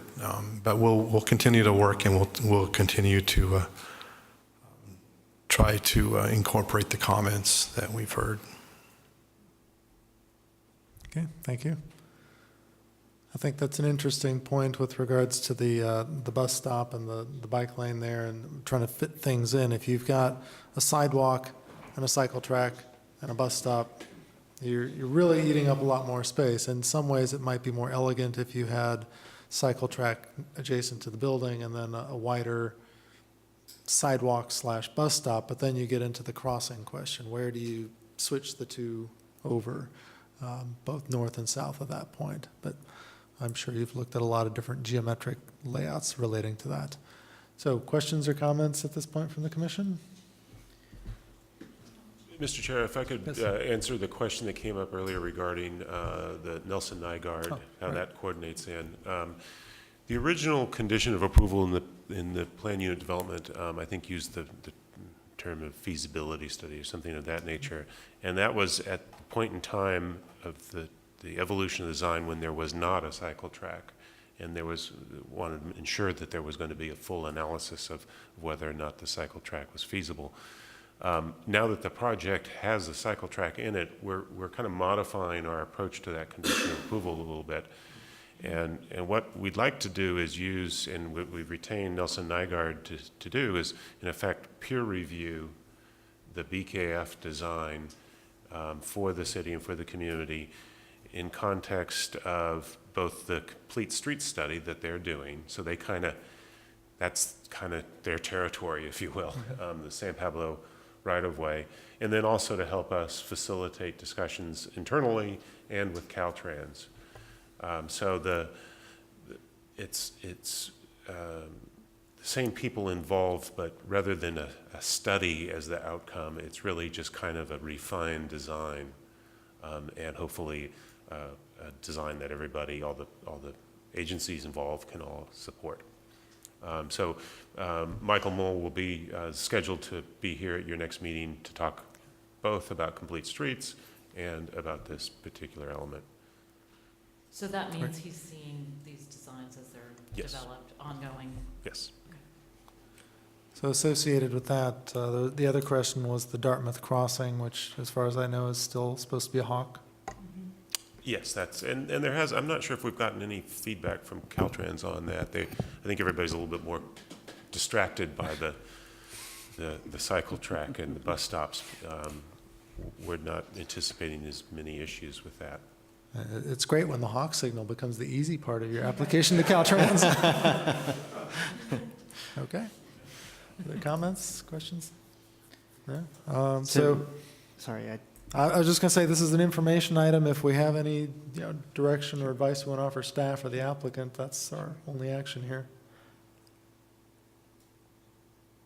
So Michael's working on the complete streets, and Michael will at some point do a peer review. I mean, the one thing that I noticed that where this project varies from the complete streets plan is that, and we had many options for what would happen within San Pablo, but this development plan takes what happens in San Pablo, I believe, in a direction that is dissimilar to anything else that we showed, which is okay in some ways because one of the efforts was to find a way of incorporating bicycle facilities. This obviously incorporates bicycle facilities.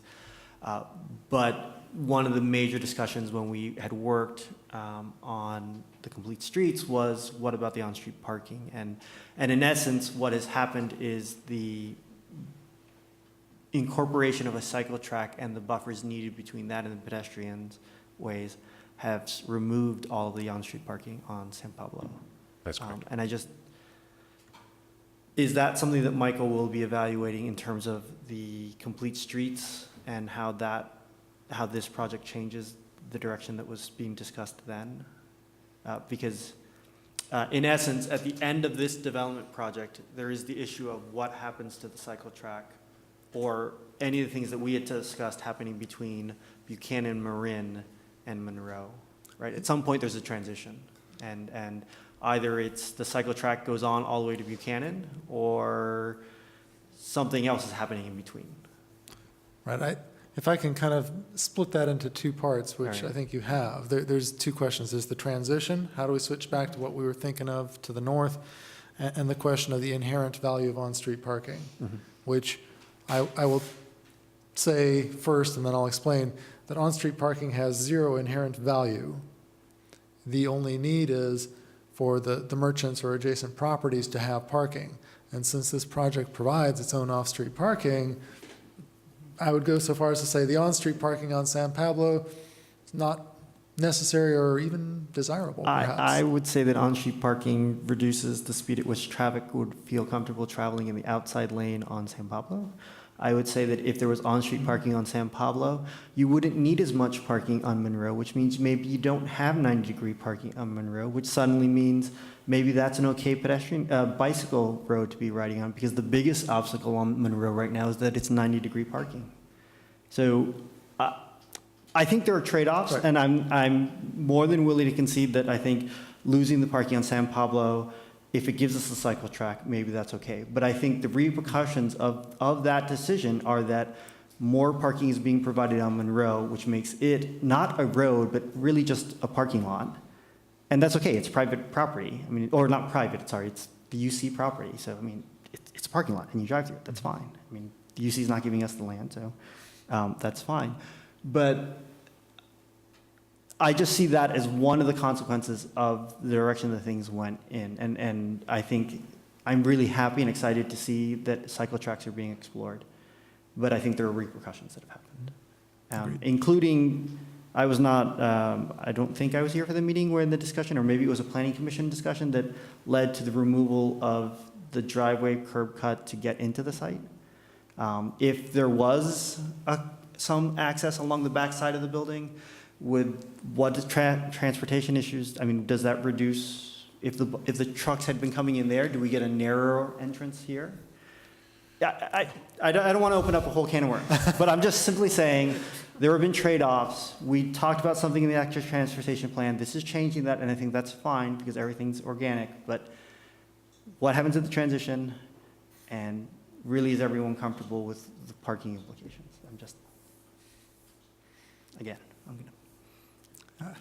I would weigh in to say, I'm not trying to backtrack at all, but that's a very good comment that, removing a curb cut, especially if it was a truck-only curb cut on San Pablo and widening up Monroe as a consequence, I'm not so sure I would have been terribly opposed to a truck access curb cut. A curb cut for everybody, different story. I think all the cars going in and out on San Pablo would be raising another problem, and I agree that that's a good change. So there's always these trade-offs. I think that having if there's a curb between the cycle track and the traffic lanes, hopefully that helps to kind of put back some of the friction that we lose from not having parked cars. Although as things are today, there's no parked cars. Well, there are no stores. There's going to be a wonderful store. Right, but there now. I totally agree that parked cars, some kind of friction at the roadside helps to slow the adjacent traffic lane is a good point. And if there's anything in the design that accommodates that, you may not put tree wells right there because the trees are going to branch out and get knocked down by the buses. But if the trees between the cycle track and the sidewalk have a sufficient canopy that they're stretching out towards the street again, or just any little thing, as we think about exactly the point that was raised about trying to have that friction to slow down the traffic on San Pablo to the appropriate speed, there are little things that we can do that will hopefully help to achieve that. So other thoughts at this point? Have we given you whatever you're interested in? Is there anything that you're hoping to hear from us that we haven't commented on yet? I think just if there's, in terms of information, we've got we'll try to respond to all the issues you've raised, and then possibly be coming back to you, if not at your next meeting, very shortly with asking you to make a recommendation to the Planning and Zoning Commission. Okay, I do want to hear what your question is, Harry. Did you have something to say about the transition between the cycle path and treatments to the north? It sounded like you were going to go back and say more about that. I wasn't planning to really say much. I think it needs to be addressed, is the question. So if we have on-street bike lanes and then we switch to a cycle track, that's one thing. If we've got sharrows, whatever it is, essentially to the north, there's going to be bike travel directionally matching the vehicular travel. And then suddenly we're going to switch to two-way bike traffic on the west side. And transition points and intersections are always, the key point that you got to figure out, otherwise it falls apart and doesn't work. So I would definitely be interested in seeing how we integrate into what we have today and what we hope to have in the future. I can throw a recommendation out. I think the Complete Streets also will address that, Right. and also in conversations with Caltrans, they're also giving some recommendations. Good. I'm pretty sure Caltrans won't let those things slide by. Okay.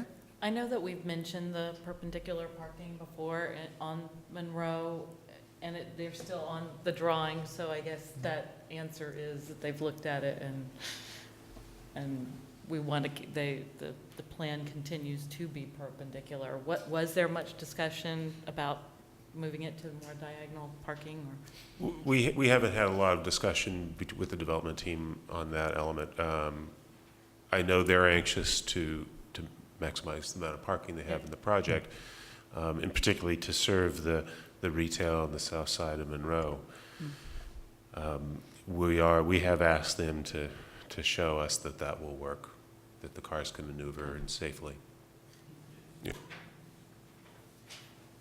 A couple of things. We have looked at all different configurations for Monroe as far as angle parking, 90 degree, 60 degree, 45 degree. And the challenge that we're having, obviously from a developer standpoint, the retail, the future retail along Monroe, the viability of leasing those areas becomes diminished if they don't have adequate parking right in front of their tenant space. And so if we go to an angled parking, it significantly reduces the number of stalls we can get. The other concern that we had was from a safety standpoint, because what's going to happen is if we have angled stalls on both sides, people as they're coming in from San Pablo, irrespective of whether there's a double yellow line in the middle, they're gonna, if they see a space on the other side, they're going to turn. And so what happens is if we have an angle this way, although it prohibits, or it minimizes the ability for the car to do it, the cars are still going to do it. And the problem is going to be, it's going to cause more circulation issues if we try to prevent it than if we accommodate the most efficient way of getting into those stalls. Okay. All right. Very good. So on to our next item, which is 6.3, the report on Washington Avenue traffic calming. Yes, we recently, the Public Works Department installed barricades on the, at the intersection of Washington and Gateview to mimic Boulevards. Also, I mean, it's not really a very close approximation because the barricades are about 3.5 feet tall. So, I mean, Boulevards are basically on this on the side on the street. We also took some measurements Hold on, of speed. I'm sorry. I was just thinking, Do we need to recuse ourselves? yeah, we I was have- trying to figure it out from, so, yeah, we need to draw names because if I both think of us so. recuse ourselves, then we don't have a quorum. John, run amok. We'll run amok. So Commissioner Reeves and I are both within 500 feet, so we, I think there was some question whether for information only, but I think you're safest To- drawing straws. Yeah. exactly. I think you're safest Yeah. drawing straws. You call it heads or tails tails. to stay.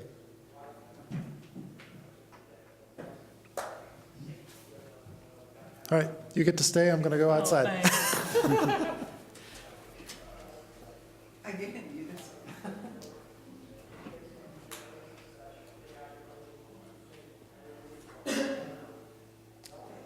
Okay, so continuing, we took some measurements of speed and volume in September, mid-September, and we compare it with the last two measures that we took on that street.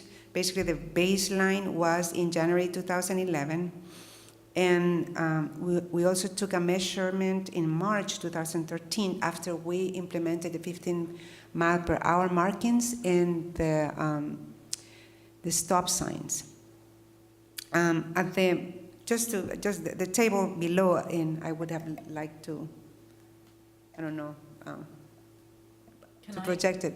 I mean, you can. Do you have? Yeah. It's on my computer. So that's,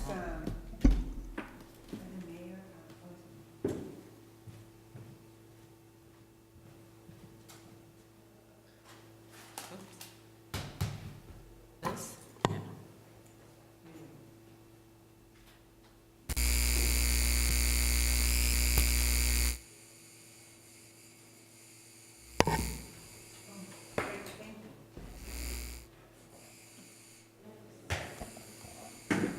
There.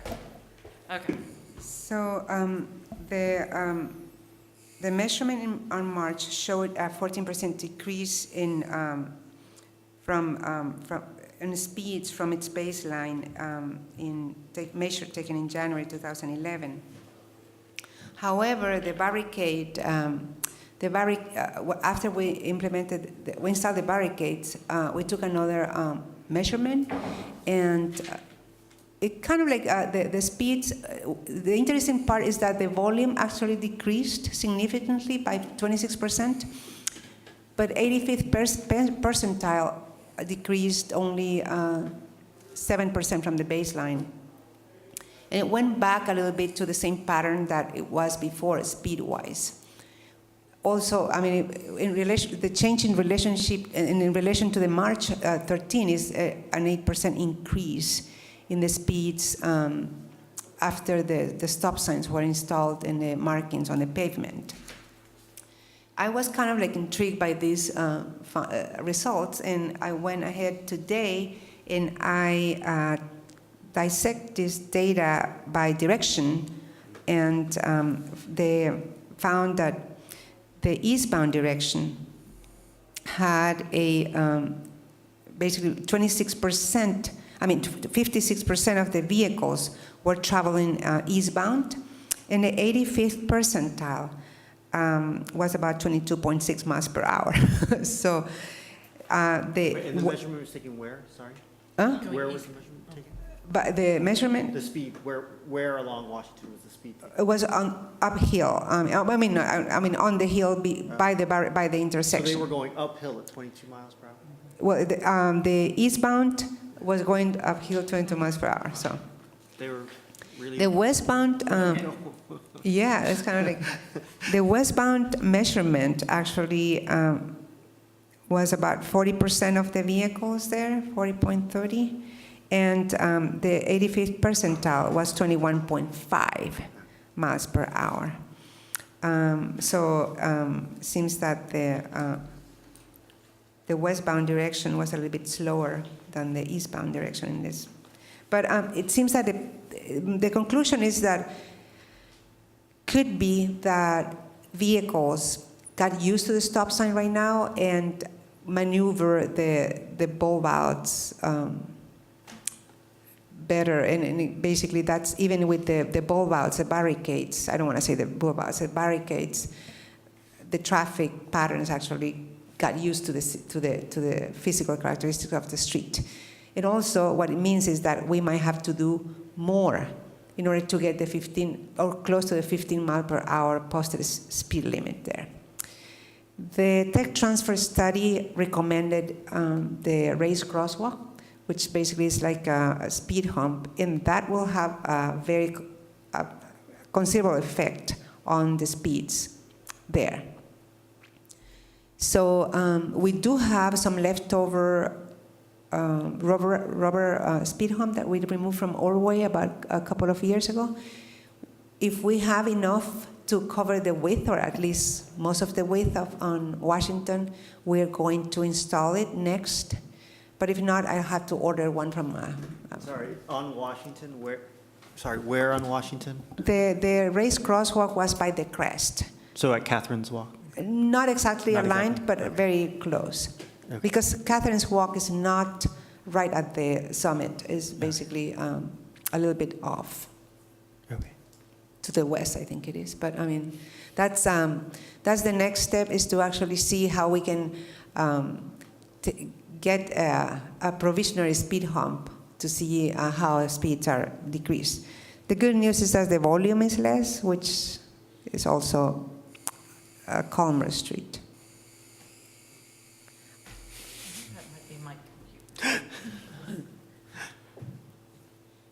Any questions? This is just for information. Yeah. Did you happen to take any pictures? That's right. I don't have anything in All right. pictures. That's okay. Sorry about that. No, it's all good. I'll just go drive it. Oh, I see. I just don't want to increase your counts. Okay. I thought of taking the pictures, but I've been really busy and. John, I'll take some and email them to you. I'll take some. There you go. No problem. I Yeah. have some of the crosswalk ones with cars in crosswalks. At one point, there were barriers at Cerrito. Was that just, did I happen to go by like during a construction or painting the red curb, or were they there for a purpose? It's at Washington and Cerrito. At the beginning, we wanted to have barriers in Cerrito, at the intersection of Cerrito and Washington, and also Gateview in Washington. But by doing that, we couldn't actually protrude or encroach the barriers at Gateview in Washington into the travel lane. So we had to remove the ones at Cerrito to be able to, because they were not really doing much the way we have aligned them at the beginning, Gateview and Cerrito. So we have to remove this Gateview in Washington, so we have to remove the Cerrito ones in order to have more barricades. You didn't have enough barricades to do both? Is that what you're saying? No, that's Okay. what I'm saying. I'm sorry. No, that's okay. We only have I'm just 13, trying to and understand. we tried to do 2 intersections with 13 barricades, and the math didn't work there. Is there any thought of moving them from Gateview to Cerrito? Yeah, I just wanted to have this speed survey that was basically kind of taken this week too.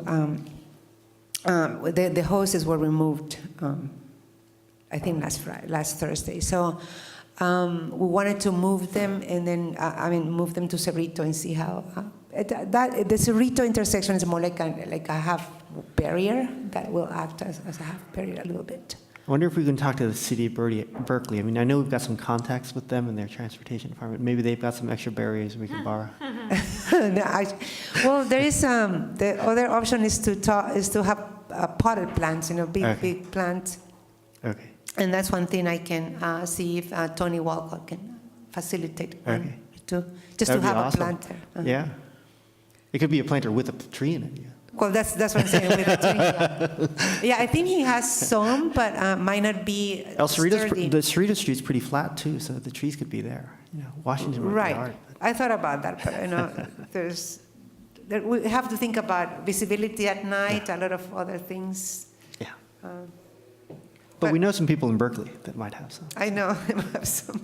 It might make people more receptive, though, if instead of those big orange barriers that, you know, honestly aren't real attractive, although they're serving the purpose, but if you could put in some kind of more aesthetically pleasing diverter or whatever, so people got the idea that they weren't going to have these orange barriers the rest of their lives, that this was just a model, but it's a model that, hey, this looks kind of nice, this would be okay. I'm going to send you tomorrow a link, or maybe I can do it right now, it's from the city of Santa Monica. It's called Mango.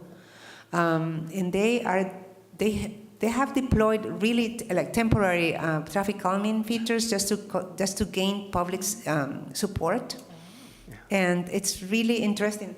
I don't know if you can just go. I haven't seen that, but I've heard a lot about cities doing tactical urbanism, which essentially they just go out and paint stuff and try it.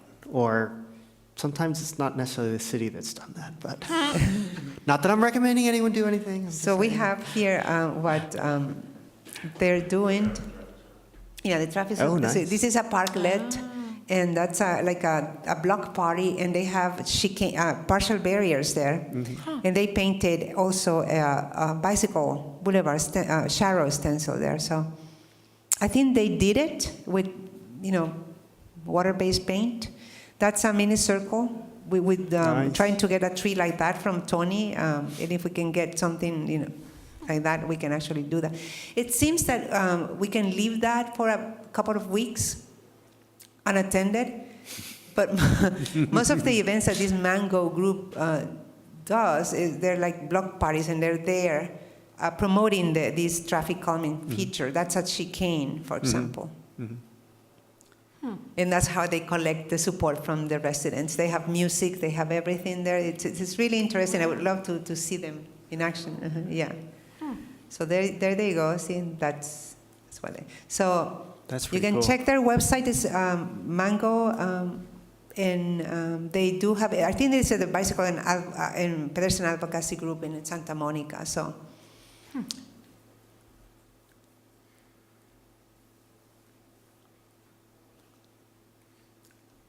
So with that, I think that's the next step is to see if we can move the barricades to Cerrito, just to do the half barrier, see if the volumes will be more further affected in a positive way, like decreasing.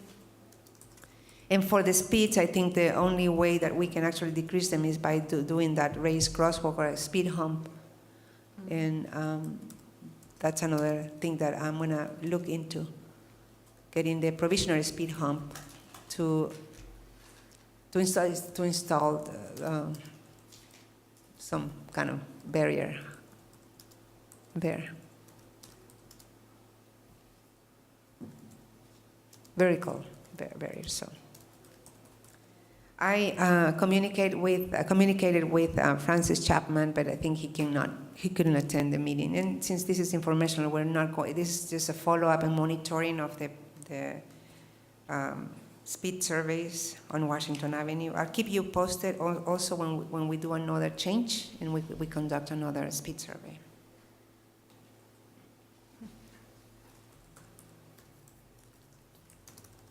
Do people get noticed when you do like the orange barriers? Do they get noticed what they're about, or is it kind of a mystery to No, them? we didn't notify the blog. I got a couple of emails where they were in calls. Actually, they were complaining about safety while we're doing it. It's hard to make the turn. Well, I was thinking that's what we want. Is how we want you to have a hard time making that turn and not doing it fast.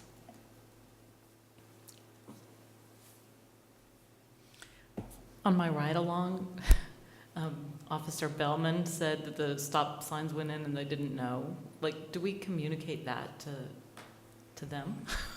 That's a I good thought that was a question. little surprising, 'cause he said he almost ran.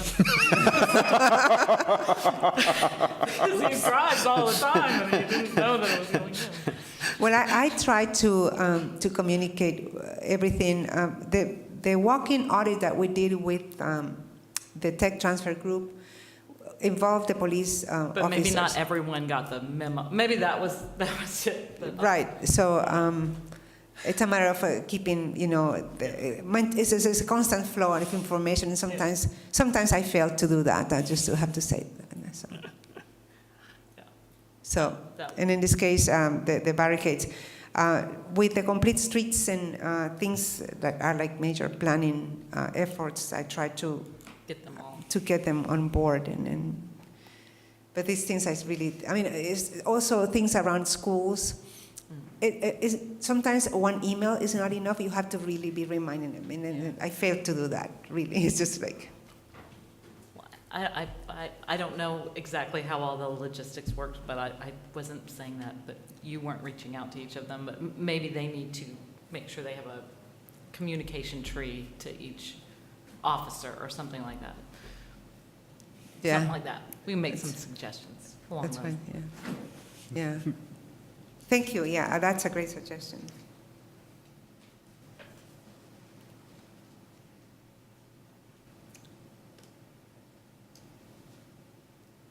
Question? Yeah, if you... Who leads that? Mhm. So you... Sure. We We'll lost open it up for public comment. Yeah, Sorry. we lost the leader of the... Sorry about that. Should adjourn. Hi, I'm Harry Chomsky, representing Albany Strollers and Rollers, and I'm really glad that you've made so much progress on this, and glad to see there's study and action on vehicle speeds and volumes. That was part of the problem. There was another part of the problem that you haven't mentioned, and I'm wondering if it's going to be addressed as well, which is sidewalks being blocked by parked cars. Do you have any update on that or any timeline for when that's going to be addressed? Since that involved red curbing, we are trying to do it, to implement some other things first before we actually delve into that, because people are very sensitive to losing their parking in front of their homes. The tech transfer actually provided some red curbing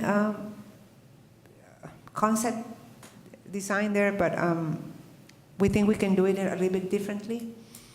Yeah. We even thought about allowing parking on one side and not allowing parking throughout the other side, because the street is so narrow that it's a challenge. But that's only different brainstorming on the options that we have on that street. So, the one thing, and I think from my standpoint, doing this traffic calming first was to get the volumes down, see if you can reduce the speeds. Because then that could encourage, one of the reasons we heard that people were parking up on the sidewalk was because people were going at high volumes of speed and there were a large number of cars and their mirrors were getting clipped. So if we can reduce the impediments to people properly parking, perhaps people will behave better. If that doesn't work, then there is red curbing, right? Right. We're doing the But it's- carrot first before we do the stick, I guess is the best way to put it. The other thing that I would note is that, if we can truly get the speeds down to 15 miles per hour, it's still an accessibility issue in terms of people parking on the sidewalk, but 15 mile per hour streets are streets that you should feel comfortable walking in, essentially. And if we can get the volumes down much lower, then you should feel safer to walk in. But we need to get the cars off the sidewalk. And we're doing carrot first, and then we're doing stick. Yeah, and the other thing, as you know, is the staggered red curb, which is basically like chicanes, and it would meander the route of the vehicles.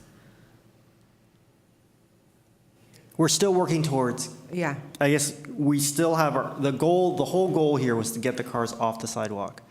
We want to get there, but It's not easy. It's not easy. So.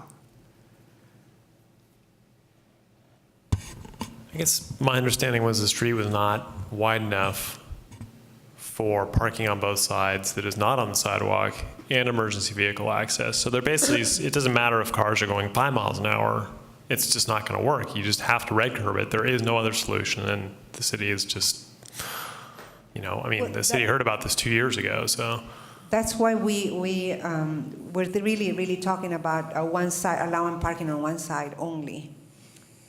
And actually removing the curb on the other side. So,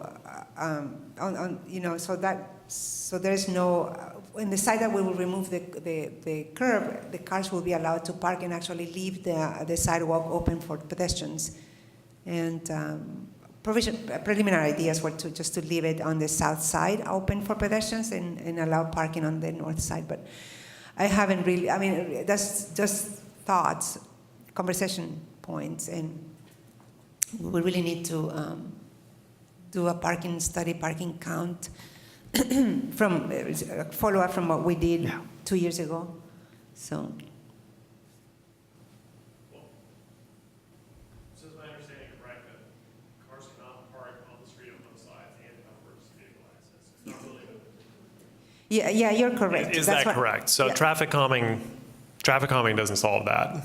Traffic calming will decrease the speeds and also will deter cut-through traffic. That's what we're trying to do. Because as long as we decrease the volumes, we're having some success on achieving that. So we're trying not to. If we inconvenience, One of the concerns was that if we go ahead and red curb without doing the traffic calming, you are making the road wider, faster. which means people will drive faster. Yeah. So if we can get the traffic calming in first, and then we can red curb, then we'll have reduced the number of cars that are going through on the street, and we'll reduce the possible speed that they're going on. Because right now, even with the cars parked up on the side, it's hard for two cars to pass each other. As soon as we remove on-street parking on one side, even if we do chicanes, it's going to widen up the space for those two cars to be traveling in different directions. So we need to make sure that when we're, just like the bike stop signs, if you rotate them, you can't just rotate them. You have to think about what are you doing to slow down the cars, right? I mean, it has a cascade effect. So we can go out there, we could just go out there and red curb it right now, but what I'll tell you will happen is cars will drive faster. I would posit that people would be safer if you just went out and red curbed right now so they could actually use the sidewalk and not having to be pushing strollers with kids on the road. The cars could be going 25 miles an hour on the road, but if they actually had a sidewalk, people, this is different than other situations. People are actually having to push their kids in strollers on the road. So getting them on the sidewalk is going to be safer, whether motorists on the road are going faster or slower. So that's strollers and rollers' priority, is to get people off the road and onto the sidewalk. Right. Yeah. It's a lot of measures at the same time.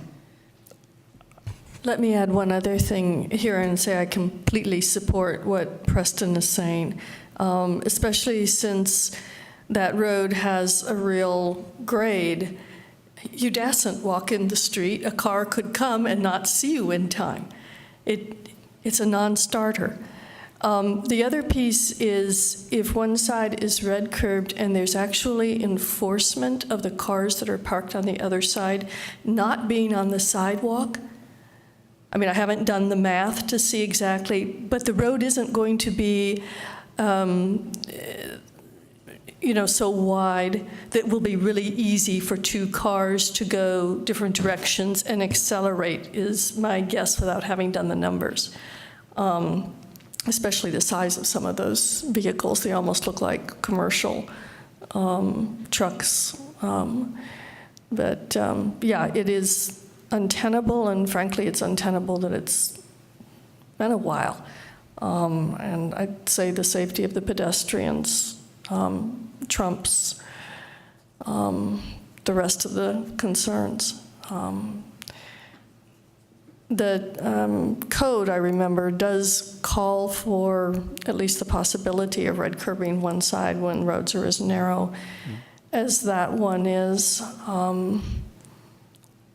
And without facts, it's kind of hard to go where what the correct speed should be on that road. And it seemed to me that the facts that were presented before did not support the residents' claim of speeding. These, it's certainly more than the 15 miles an hour, but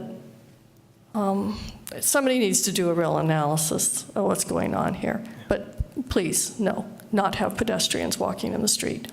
Never.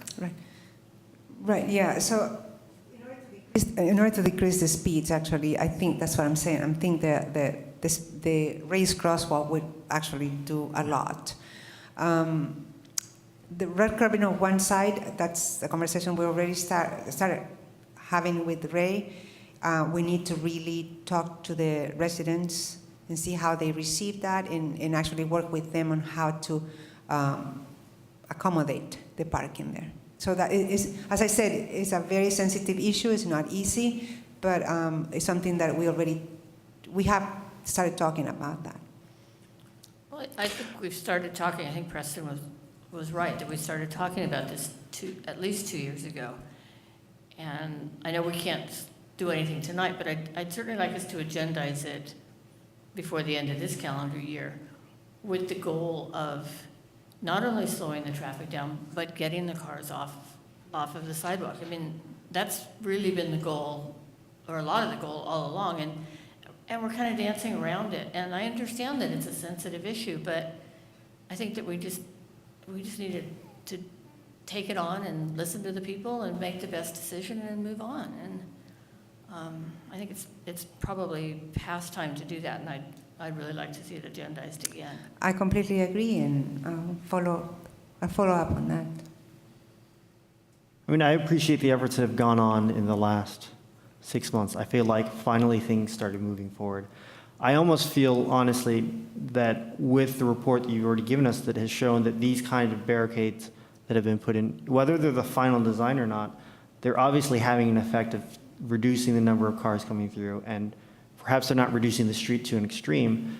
Are we ready to have a public meeting next month to open up the discussion again about red curbing? Why not? No, that's what I'm saying. I'm I think asking you, why we're not? ready because we've done everything that we talked about. We've done the traffic calming to try and see if we can slow it down. I think we're ready to go and have agendized for next month to have it happen as a discussion. Because if we don't do it next month, we're going to start to run into problems because of November and December, just the meetings. Right, we could consolidate the meeting in November and December like we did last year and have it in December. The reason I'm saying that is because at the next meeting we're going to have the complete streets. That's the recommendation from you to council to approve the document. So I don't know if... That's going to be the major item on the event. Yeah, so... Well, that was kind of why I said by the end of the calendar year. Well, that's what I said. So then maybe the next one... But, so what's the step, are there any other steps we're going to do between Yeah, now? Are we going to do the Cerrito side and try and do the traffic We calming can do the side? Cerrito side. Or the only concern I have with the Cerrito side is that we cannot do it cumulative, like a kind of cumulative effect, which is basically having these barricades here and have other barricades at Gateview and other barricades on Cerrito, unless maybe with a tree or something like that Tony Walcott I can borrow from him, and cones, something. I mean, that doesn't seem like an insurmountable problem, though. I mean, it seems like we ought to be able to Because I want to put leave some kind this. of barriers up, but whether it's the metal ones that they have or the A-frames or something. I mean, there must be something else besides. It must be something real that metal doesn't 13 cause a barriers. lot of, that actually cannot be moved by a car if, and also visible. So let me think about that. Also, I want to see if I have enough panels of rubber that we remove from our way to have the speed hump by the top of the hill, by Catherine's Walk, and then see how that works too. So those are the things I need to do. I guess I'm just thinking, I think we're at a point where as soon as we can get it on the agenda, regardless whether or not we've managed to do the Cerrito or the Catherine's Walk, that I feel comfortable we could move forward, because I don't want to wait, find out that we couldn't get things done in Cerrito, we couldn't get things on Catherine's Walk, and we couldn't get the results to hold up the discussion, because it's possible we'll get through one meeting to get the red curbing done, but I'm guessing it's likely something that's not going to take more than one meeting. So I think the so. longer we take to get to that point of making an agenda item, the longer it's going to be before something can be done. Because I also anticipate that whatever we say will be appealed to City Council. And I think we've done the legwork to tell City Council, we've tried these things. Red curbing is the only solution that's going to work. Because we need to build, maybe I shouldn't be saying this on the thing. We need to build a case that you have to do the red curbing. And it's not that we've tried the traffic calming, we've reduced the number of cars coming through, and I'm worried that if we had done red curbing without having tried this, City Council would have overruled us. Well, I think there's two goals. There's the goal of slowing the traffic and having less cars, and the goal of getting the cars off of the street. The sidewalk. So it takes two solutions to meet the two goals, I think. I think we're only addressing the volume and trying to address the speed also, which seems that given the characteristics of the street, the speed is about 21 miles per hour, 22. So. Can I interject here for a second? My recollection is about a year ago, you had this discussion about the red curbs. It was an extensive one, a lengthy one. At the end, you basically, and this was right as we were making a transition in our city engineer, and so we may have kind of dropped the ball a little bit. But my recollection is you basically delegated to us authority to make the city engineer use sound engineering judgment on what to red curb, and that we could go ahead and do that. And does that mean that we don't actually need a public meeting to do it? Well, that's what if that's what I'm putting out there. If you want to have a public meeting about that, we can do that. But if my memory serves me, I thought you did this, and you kind of ended up saying you just wanted it to be an engineering judgment. And I can go back to double check that, but if that's the way you want to approach it, we can talk to our new city engineer and see if he's prepared to just use basic engineering standards in your red curb when the dimensions don't work. Well, and that is in the municipal code, right? Isn't that where it is, where you can? It's already in the code that we can do it. We can certainly do that. Worst case scenario, we red curb it. It doesn't work for whatever reason. We repaint it.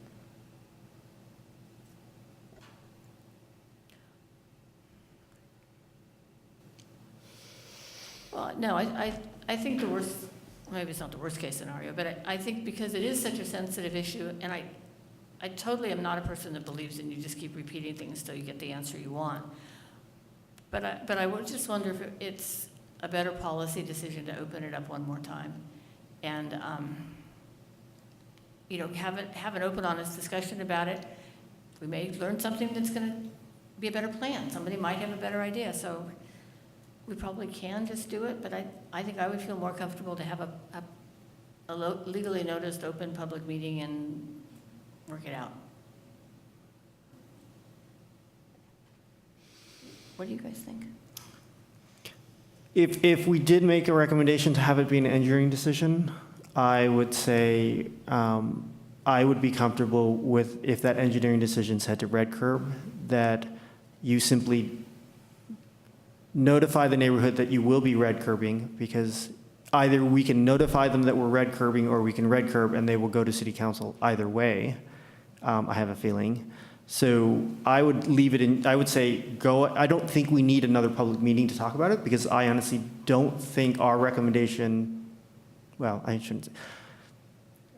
We've made a recommendation, and if that is truly on the record, then let's go with that recommendation. And I'm pretty sure this is going to come in front of council. But at least at this point, we have done the traffic calming. We've found ways of reducing the traffic volumes. Perhaps maybe what we need to do is, if we were to go with your recommendation, what I would say is that the posting should say that we want to talk to the neighborhood about discuss the traffic calming and discuss the red curbing. And, I mean, I don't know what we'll decide in that meeting, but I am generally right now in favor of just keeping moving forward with what we recommend on the red curbing. But maybe there's the caveat that we need the city council to fund the traffic calming so that it's not temporary barriers. I don't know, but I think there needs to be a public meeting to talk about the traffic calming. I don't feel like we need to necessarily talk about the red curbing if we've already made the recommendation for you to go ahead. In March, when we installed the 15-mile-per-hour markings and the stop signs, I talked to Francis Chapman about the rest of the plan. And I even mentioned one of the first things that Ray wanted to do is the staggered red curve. Mm-hmm. Staggered red curve. I talked to Francis about the staggered red curve, and he actually advised that the neighborhood was not ready yet for the red curve. That we should start with the markings and see if there was some effect on the speeds and volumes and the other measures. And then he was going to have some conversations with his neighbors to actually talk about the red curve. People seem to be divided about the red curve, but as I said, that's basically what I remember, and that's why we started doing the traffic calming. But in further conversations I had with Ray is that the idea of red curbing or not allowing parking on one side seems to resonate more with him than the staggered. He thought about the staggered because in order to cut through the traffic, cut the traffic that is going through Washington is not local, and to inconvenience them basically. But then there are some other issues associated with the staggered one. So. Can I ask a procedure question? I mean, we're really kind of off the real agenda topic at this point, and we're kind of making a recommendation to do something, whether or not we already decided to do it. And perhaps had people known we were going to talk about something we'd already done, we might have a full house. So I'm just another piece that I'm a little uncomfortable with. I don't know if I think we're teetering on a violation. And I also think it would be better to have the city engineer here for this part of the discussion.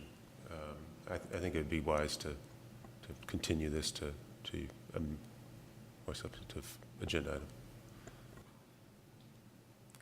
But they don't actually need a recommendation from us on the red curve if we actually told them to make an engineering decision.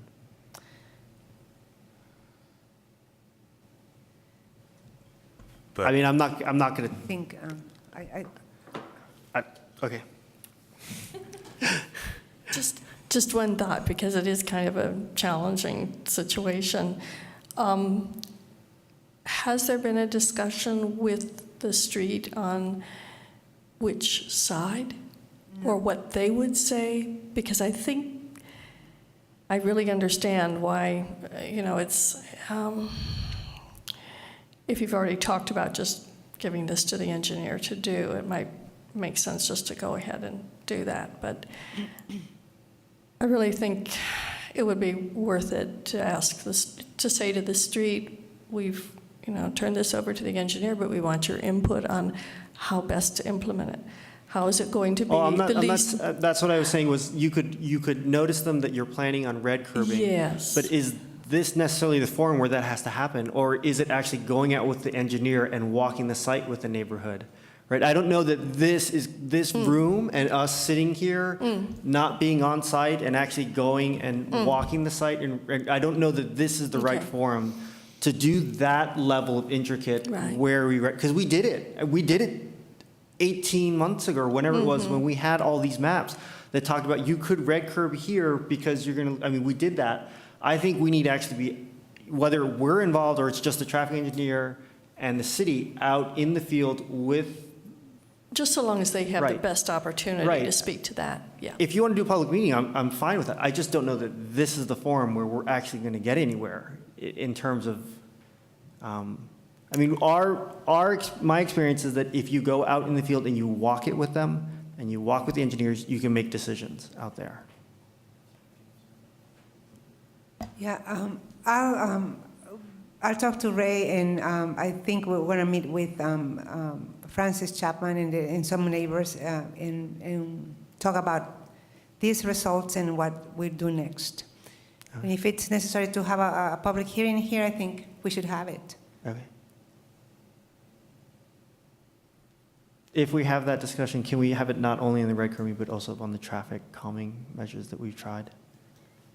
That would be my only request. When Right, it gets we- agendized. Right, we want to try Okay. the history, the stables and what we're going to try. In the meantime, I can try the speed hump if, in the barricade at Cerrito also. So that's great. So it'll be on that November, December meeting? Okay.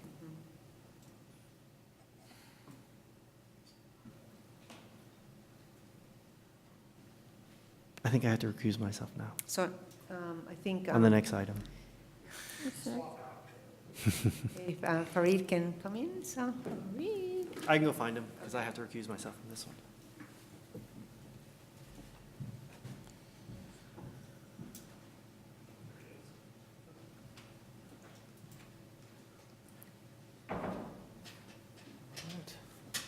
So on to item 6.4. All right. Report on consultant selection for the Marin Curtis Safe as School project. We requested a proposal from the three three engineering firms that are on call right now for the city. Those are Fair and Pierce, TJKM, and W Trans. And the proposal from TJKM was the most cost-effective proposal, so we decided to go with them. We will be preparing a contract and a staff report for council to approve the contract agreement in the second meeting in October. Next, any questions, Spider? No questions, no comments, anything? So is this the engineering, was there a contract with Nelson Nygaard at some point for that project? For I'm sorry, I'm confused. I'm thinking of the gap closure project. Okay, pardon me, thanks. Yeah. Okay. So report on Buchanan Marin Bikeway construction activities. Right now, there has been a delay on a contract schedule, mainly due to the contractor. So striping is supposed to happen last week, but it happened today, by the way. And the project is being delayed about a week, so scheduled to be finalized on October 5th. Although we think that it's going to be extended to the next Monday, so which is the 8th, something like that. The signal at Pierce will be switched.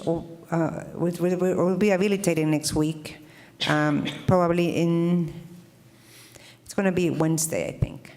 So that is the latest I have. It's been a little bit of a challenge, this project, but we're thankful that it's almost done. After this contractor is gone, we're going to do implement the tweaks that it's basically the feedback that we had from rollers and strollers that includes widening the ramps and providing the extension on across the intersections.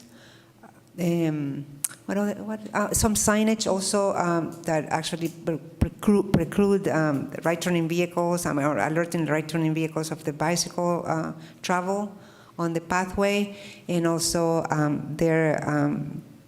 I think I talked it over with Michael Moo, and actually he presented the sign that could be used for traffic facing Jackson. That is, it's not an MUTCD sign. It's basically like a makeup sign. I mean, but we can tailor it to our needs. So I'm gonna try to find some specifications and talk to Hawkins Signal and have it made. Yeah, any other feedback that it's time right now?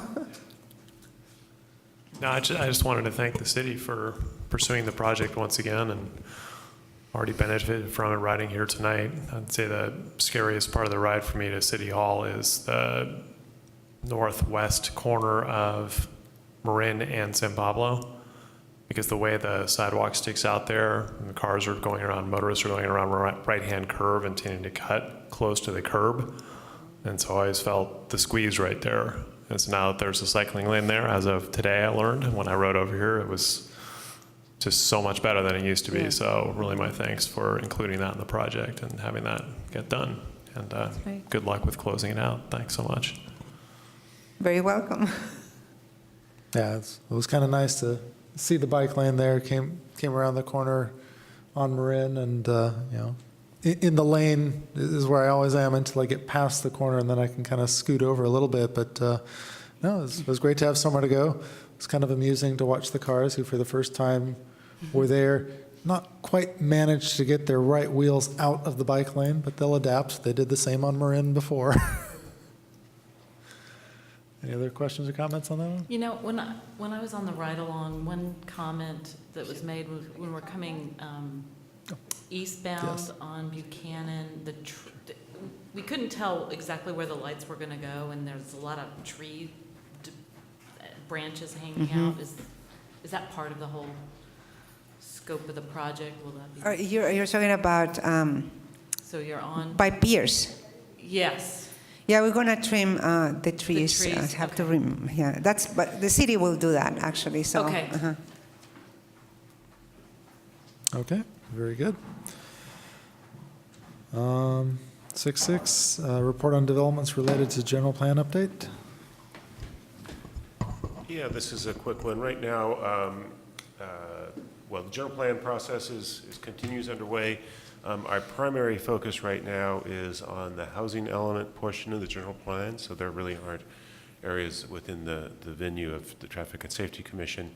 We have, however, entered into a contract with the consulting firm of LSA and their subcontractor, Fair & Peers, to do the environmental analysis of the general plan. So that process will be kicking off probably, working with us, and between the consultant and staff, it'll kick off in a few weeks, and publicly later this fall with starting the data collection and the scoping and so forth, and we'll keep you posted on that. I'm sure there'll be some interest at that time in hearing from Fair & Pearce and their methodology, how they're going to approach the project, what segments and intersections they're going to be looking at and so forth. So things are progressing. Once we get into the transportation element, Barry Miller, our consultant, will certainly be back here with a substantive discussion of that. Great. Any questions on that? Very good. Next, 6.7, report on comments received in relation to the draft Complete Streets report, which is also for information, no action. You did. Okay, well, we included a memorandum on the comments received from people, different organizations, also from the city. Also, police department didn't have any comments, but the fire department submitted the letter, the Albany Strollers and Rollers. We also, Jeff and I met with merchants by the intersection of San Pablo and Solano regarding the relocation of the bus stop. We provided a summary of their comments, which is basically the same thing that we heard at the previous meeting. They are not supporting the relocation of the bus stop. They claim that they need the 20-minute parking spaces, and also they need the parking for their customers and for loading and unloading, and that the bus stop represents an inconvenience for the customers. Also, it would give room to some activity that is not welcome, especially in front of the liquor store. We decided to give you the comments so you have you have time to read the draft report and to read the comments, and in October, you're going to give a recommendation to council to approve the report and see what design features will be included, what design features need further analysis, and just basically food for thought. Questions, comments? Has Nelson Nygaard, has the Complete Streets team received the comments yet? Yes, as of yesterday. So they know verbally. I told them more or less the comments, especially from the merchants and from AC Transit. AC Transit, the other issue with AC Transit is, although we have not received a formal letter from AC Transit, which I asked, they rewrote the transit chapter, which is included here. I reviewed it, and they're basically not supporting the bicycle. There's the green shared lanes on San Pablo Avenue, because they said that it would delay the buses, which is basically the same situation they have right now. I mean, bicyclists travel on the right-hand lane, and it's basically the same lane that the buses used. The only difference, they said, if the city encourages by striping the green lane, more bicyclists will be using that, and more delay will be experienced by their buses, by their rapids. So the report, the transit chapter that is included here in this packet is more like something that, in general, what transit wished. I mean, transit operations actually, or transit agencies require or need or wish for. The Complete Streets report is, or the Complete Streets plan is basically a balanced equation. It's an equation basically that we don't get 100% of what we want, but we get the most what we can in a constrained space and circumstance. So that's basically the message. Okay. Two thoughts, or one question. Did AC Transit then make any statement in support of separated bike lanes in lieu of green sharrows, or? Well, that's. Did they just leave it at we don't like this and didn't say what they liked instead? That's they have said verbally that they support, and actually in the transit chapter they say that they support. They really would like to have, in general, bicycle lanes over any kind of shared lane. Okay. And that's basically what they have said. But I asked them for a letter on letterhead saying whatever they want to say. We don't support the green lanes, the share lanes, but we support bicycle lanes. So I still have to receive that. I want to include it. I want to send it to Nelson Nygaard when I receive it, because they. Sure. Okay. No, that's good. That's useful. The other thing that kind of occurred to me, and this may be a little bit out there, but if the information is readily accessible, it might be interesting to see, is as a proxy for the impact of a bus stop relocation on adjacent businesses, to look at the Subway sandwiches site and see how their business changed before and after. And if we have, I don't know if sales tax data is itemized in such a way that we could go back and pull anything on that, because I'd be curious. I suspect that in some ways the liquor store might have a similar experience because they can do quick transactions. And you have a great point. I've been trying to go to talk to the Subway owner. Also, there's a shoe store there that I became a customer because I was waiting for the bus to go to my meetings in Oakland. So now I'm hooked, and that's my recollection. So I don't know how my comments could be valid, but I just wanted to talk to Cyrus. He's the owner, and have like a questionnaire, like 5 questions. How do you see the bus? Are you inconvenienced by the bus? And maybe if you want to help me develop the questions, I couldn't do it for this meeting, but certainly I will do it for the next meeting, so you have that information. Right. Okay. So that's basically what I wanted to do. All right. It is a little bit more difficult for me to walk I mean, I'm Yeah. very removed from now in Cleveland, so right now in this location, I would have just walk, on one of my breaks and I just go and ask the question, but it's kind of like, it's like I have Sure. to go out. Yeah, I mean, I don't know if it's something that we would have in finance, the ability to pull that kind of data. That might be too much. It's, we have access to it, but it's confidential. We're not allowed to release Okay. it publicly. We could look at it, and I guess we could kind of hint one way or the other. Yeah, I mean, I don't know if it would even be feasible to have a unlabeled bar chart, where you don't know what the scale is. It's just, Right. it looks like it got 10% better or 10% worse, or, directionality even. So I'll see what we if we get on can that. get something, it would be interesting, because it puts something quantitative to something that up till now has been very qualitative and speculative. So, anyway, thanks.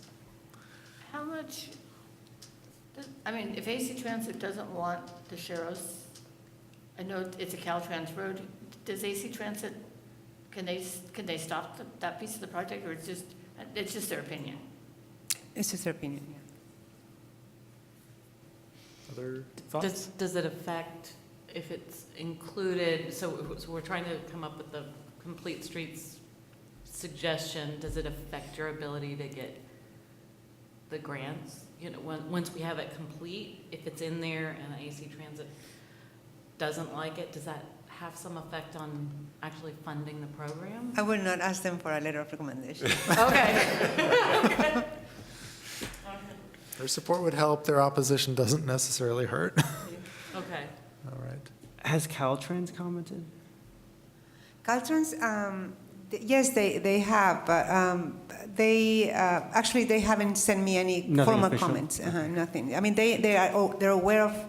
They have a copy of the draft report. I asked for their comments, and they just basically said that since we already. What happened is that we already went to Caltrans with the proposal before it was put in a draft form, and they actually gave us feedback then. Yeah. But I guess I was generally leaning towards if they'd given any feedback about the idea of doing the green Sharrow. They actually, the green Sharrow is experimental still, so we will have to actually, if I can just give a little. They just have to go through the process. I know there's a process. Well, yeah, one of the Okay. issues with the UC development is it's not an issue. It's one of the recommendations to have that connectivity as a green Sharrow from Marin to Dartmouth. And in order to do that, basically the city of Oakland has done that for 40th Street, I think. And they know how to conduct the crash data. There's a lot of analysis that has to be done and submit to it's not the Federal Highway Administration, it's another organization in Washington, D.C., I think. But it's the one National Committee on the National Uniform Committee on, Traffic yeah. Devices. So with that, basically I was talking, so that means that we need to hire a traffic engineering study but I mean, we might have to do that, or we can actually do the analysis ourselves and have Ray sign it, but even, Ray is like civil engineer from, I mean, if it weren't on Caltrans right of way, we'd have a lot more flexibility. I think that the good news is that the NACTO standards have been adopted, so that gives us a little bit more to go with, but they're still looking to try to be a little more flexible or quick, responsive to, the national process has been slow, and the experiments that are being done, Oakland's green bike lane, for example, it takes a lot of time to go through those. Right. But it could be that by the time we implement the green lane, even through the UC, if we do that, it might be that the Federal Highway Administration had approved that, not as an experimental option, but as adopted in the plan, in the MUTCD. All right. Public comments? Thank you again for the work on the Complete Streets study. I drafted the support letter for strollers and rollers, and so I apologize. I omitted the issue of trying to resolve the right-turning motorist from eastbound Buchanan to southbound Jackson and the conflict point with the new Buchanan path. which, But we are. right, so I just wanted to make sure that's in the final report since we haven't seen a version of the final report. I heard you talk about it in the previous agenda item, but to actually have whatever's going to happen or whatever the recommendation is encapsulated in the report, just to make sure that happens. Yeah, and I talked to I talked to Michael Moore after Amy Smorlins spoke about that incident of the right turning vehicle in a bicyclist on a path. Mm-hmm. So just to give you a story, basically I wrote a memorandum to Ray and Anna regarding all of these issues and possible solutions, and that's what we're doing right now. So, but if you want to provide an addendum to your letter, I think it's still time. Okay. Yeah, we'll take that opportunity. If you can do it by tomorrow, that would be great. Okay. Sorry. That's only fair since you give me the opportunity to do an addendum. Just send the same letter, just add that paragraph. Sure. Okay, thank you.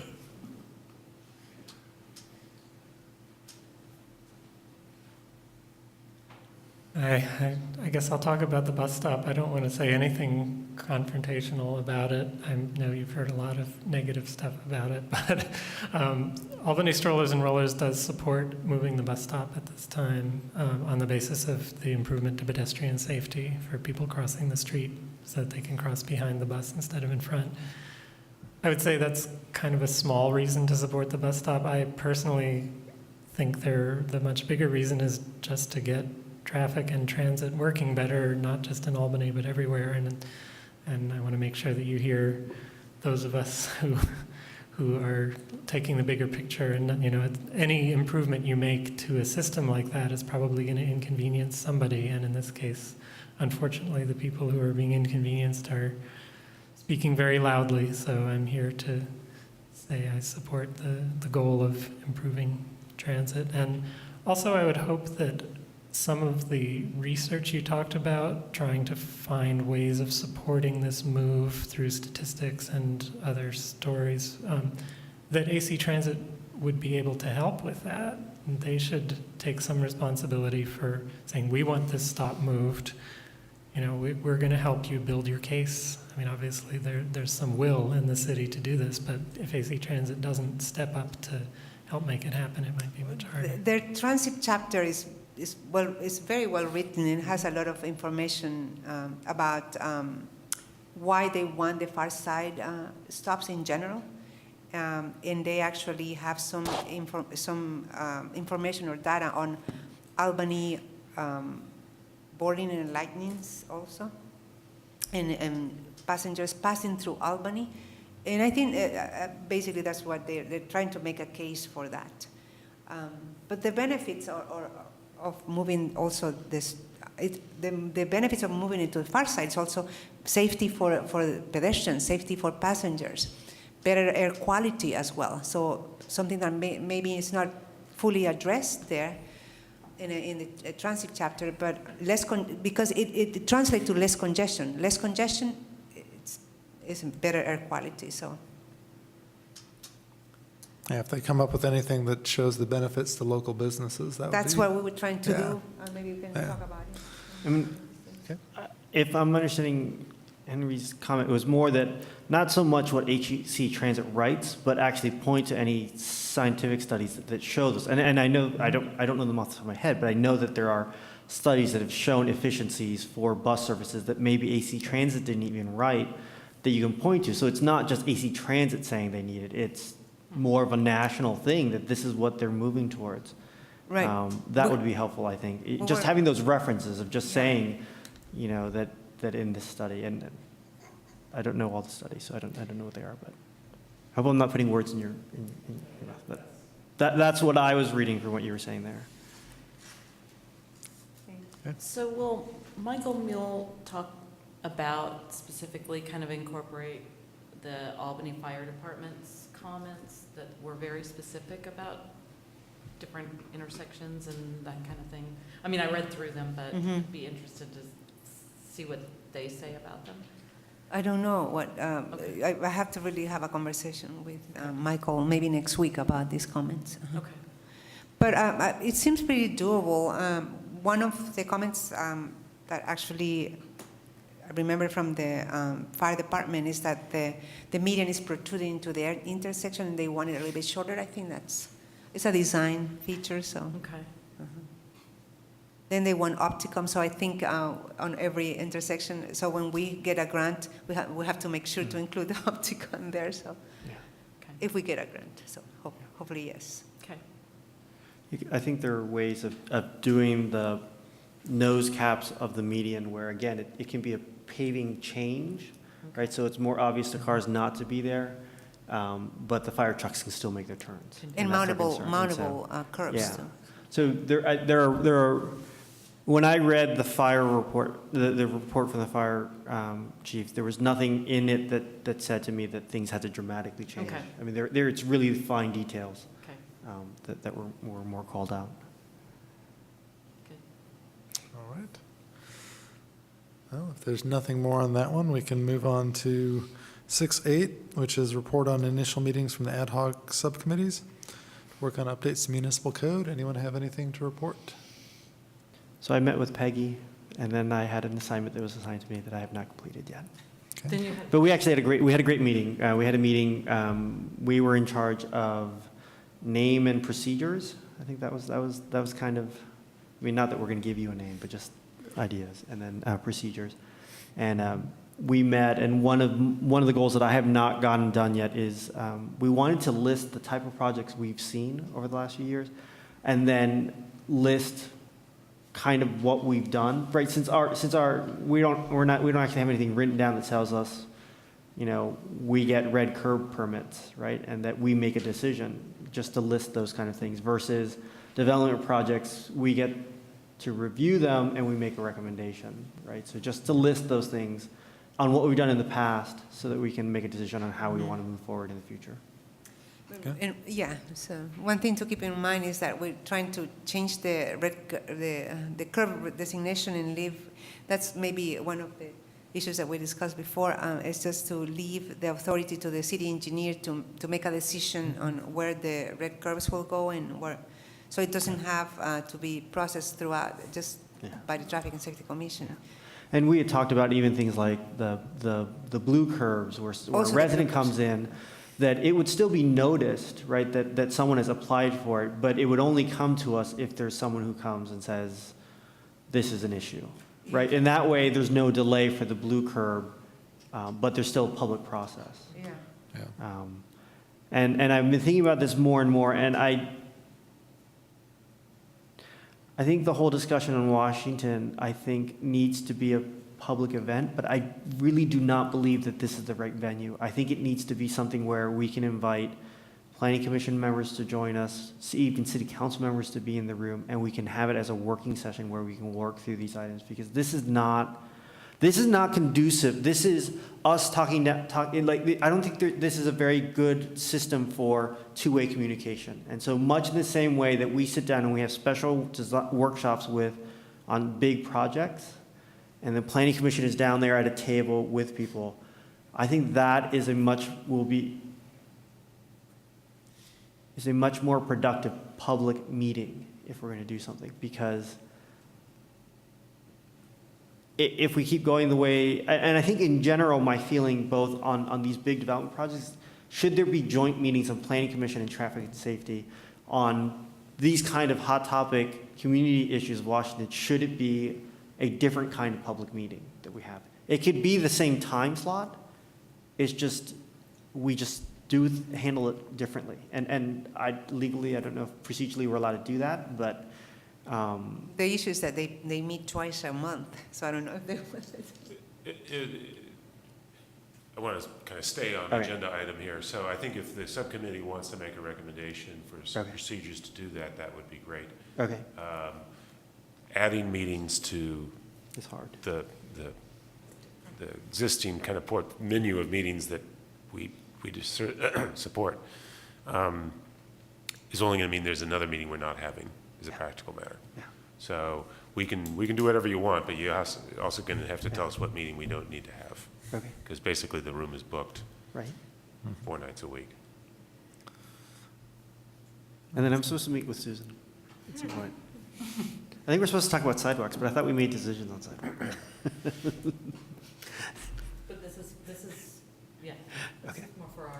Yes. Okay. So any other subcommittee meeting? Yeah.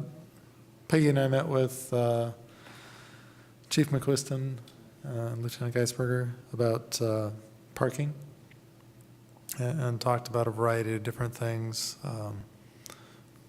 The periodic question about should we have metered parking, and if so, what are the pros and cons of that operationally?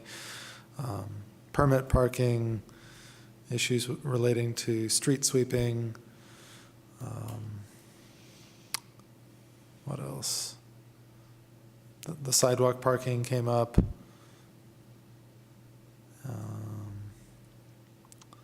Also, Measure D, about 2 off-street parking spaces per unit, and sort of where we are on that. Again, some pros and cons associated with it. So, did I miss anything, Peggy? No, I think that's it. Pretty much it? Okay.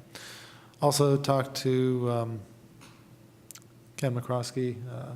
We had a little impromptu meeting during the Solana stroll to talk about standards.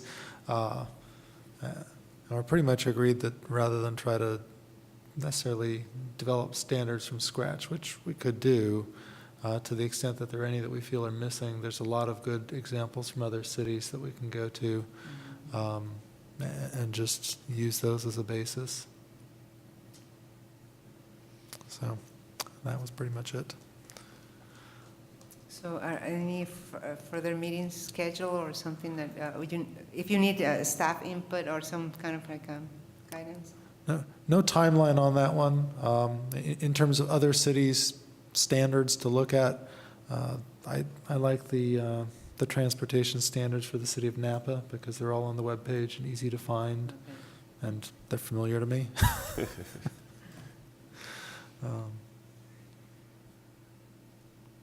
So,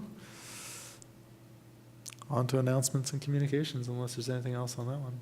Okay, announcements and communications. Well, we submitted 3 applications to the Alameda County Sustainable Communities Technical Assistance Program. And the 3 applications are a parking management program for Albany, complete streets, I forgot. Planning effort for Solano Avenue. I'm sorry, it was like too late. And Keynes and Adams, basically some concept design and also working with the community to develop alternatives for bicycle facilities on Keynes and Adams. Great. What else? Safe routes to transit, last cycle of that one? Oh, yeah, for wayfinding signs? This commission saw the plan, or considered the plan that we had developed with WICTAC, and we're applying to the last cycle of the Safe Routes to Transit program that is due Monday. Okay. And So I just want to let you know, Harry will be delivering a letter from Strollers and Rollers tomorrow. Okay. Just so you know, that's Thank you. coming late, but it's coming. No, it's fine. It's coming on time. I am late actually preparing the application. Okay. All right. And then the last thing, 7.3, is that the bike tour of the sites of the ATP striping and signage projects will be on October 1st at 9:30 a.m. We're going to leave from 548 Cleveland Avenue, and then we're going to go through Pierce and then the new Marin Bikeway through all of the other striping and signage projects that we have in the ATP. If you want to join us, that would be great. 9:30 on Tuesday, yeah. Okay. Very good. So our future agenda items, looks like we have Complete Streets final report coming in October, Peralta Posen traffic calming in November, Marin Curtis Safe Routes to School project in November, Keynes and Adams bike facility concept sometime in early 2014, based on, I think, And I'm some of going what to we just add heard. Washington Avenue, I'm sorry. Right. Okay.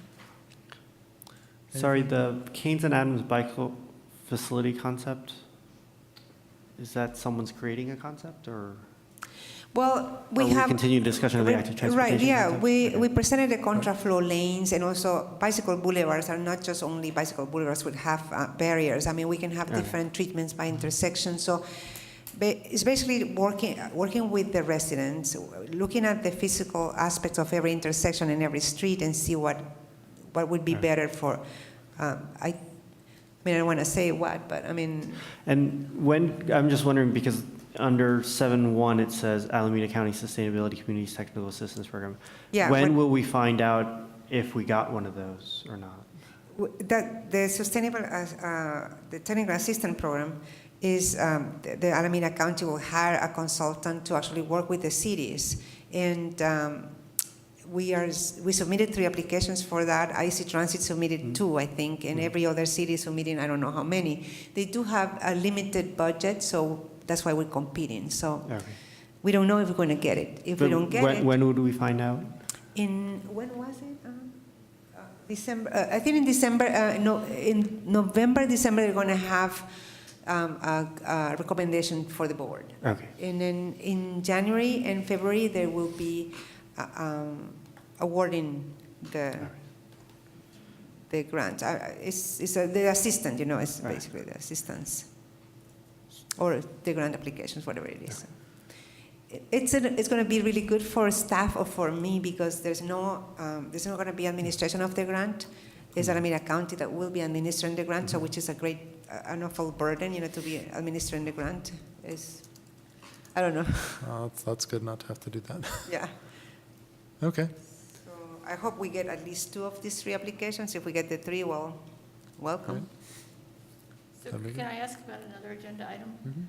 At the housing element portion of planning and zoning last night, somebody suggested that we, as we're moving through the general plan, that we really need to look at Measure D and whether we want to keep it, change it, modify it, throw it away, whatever.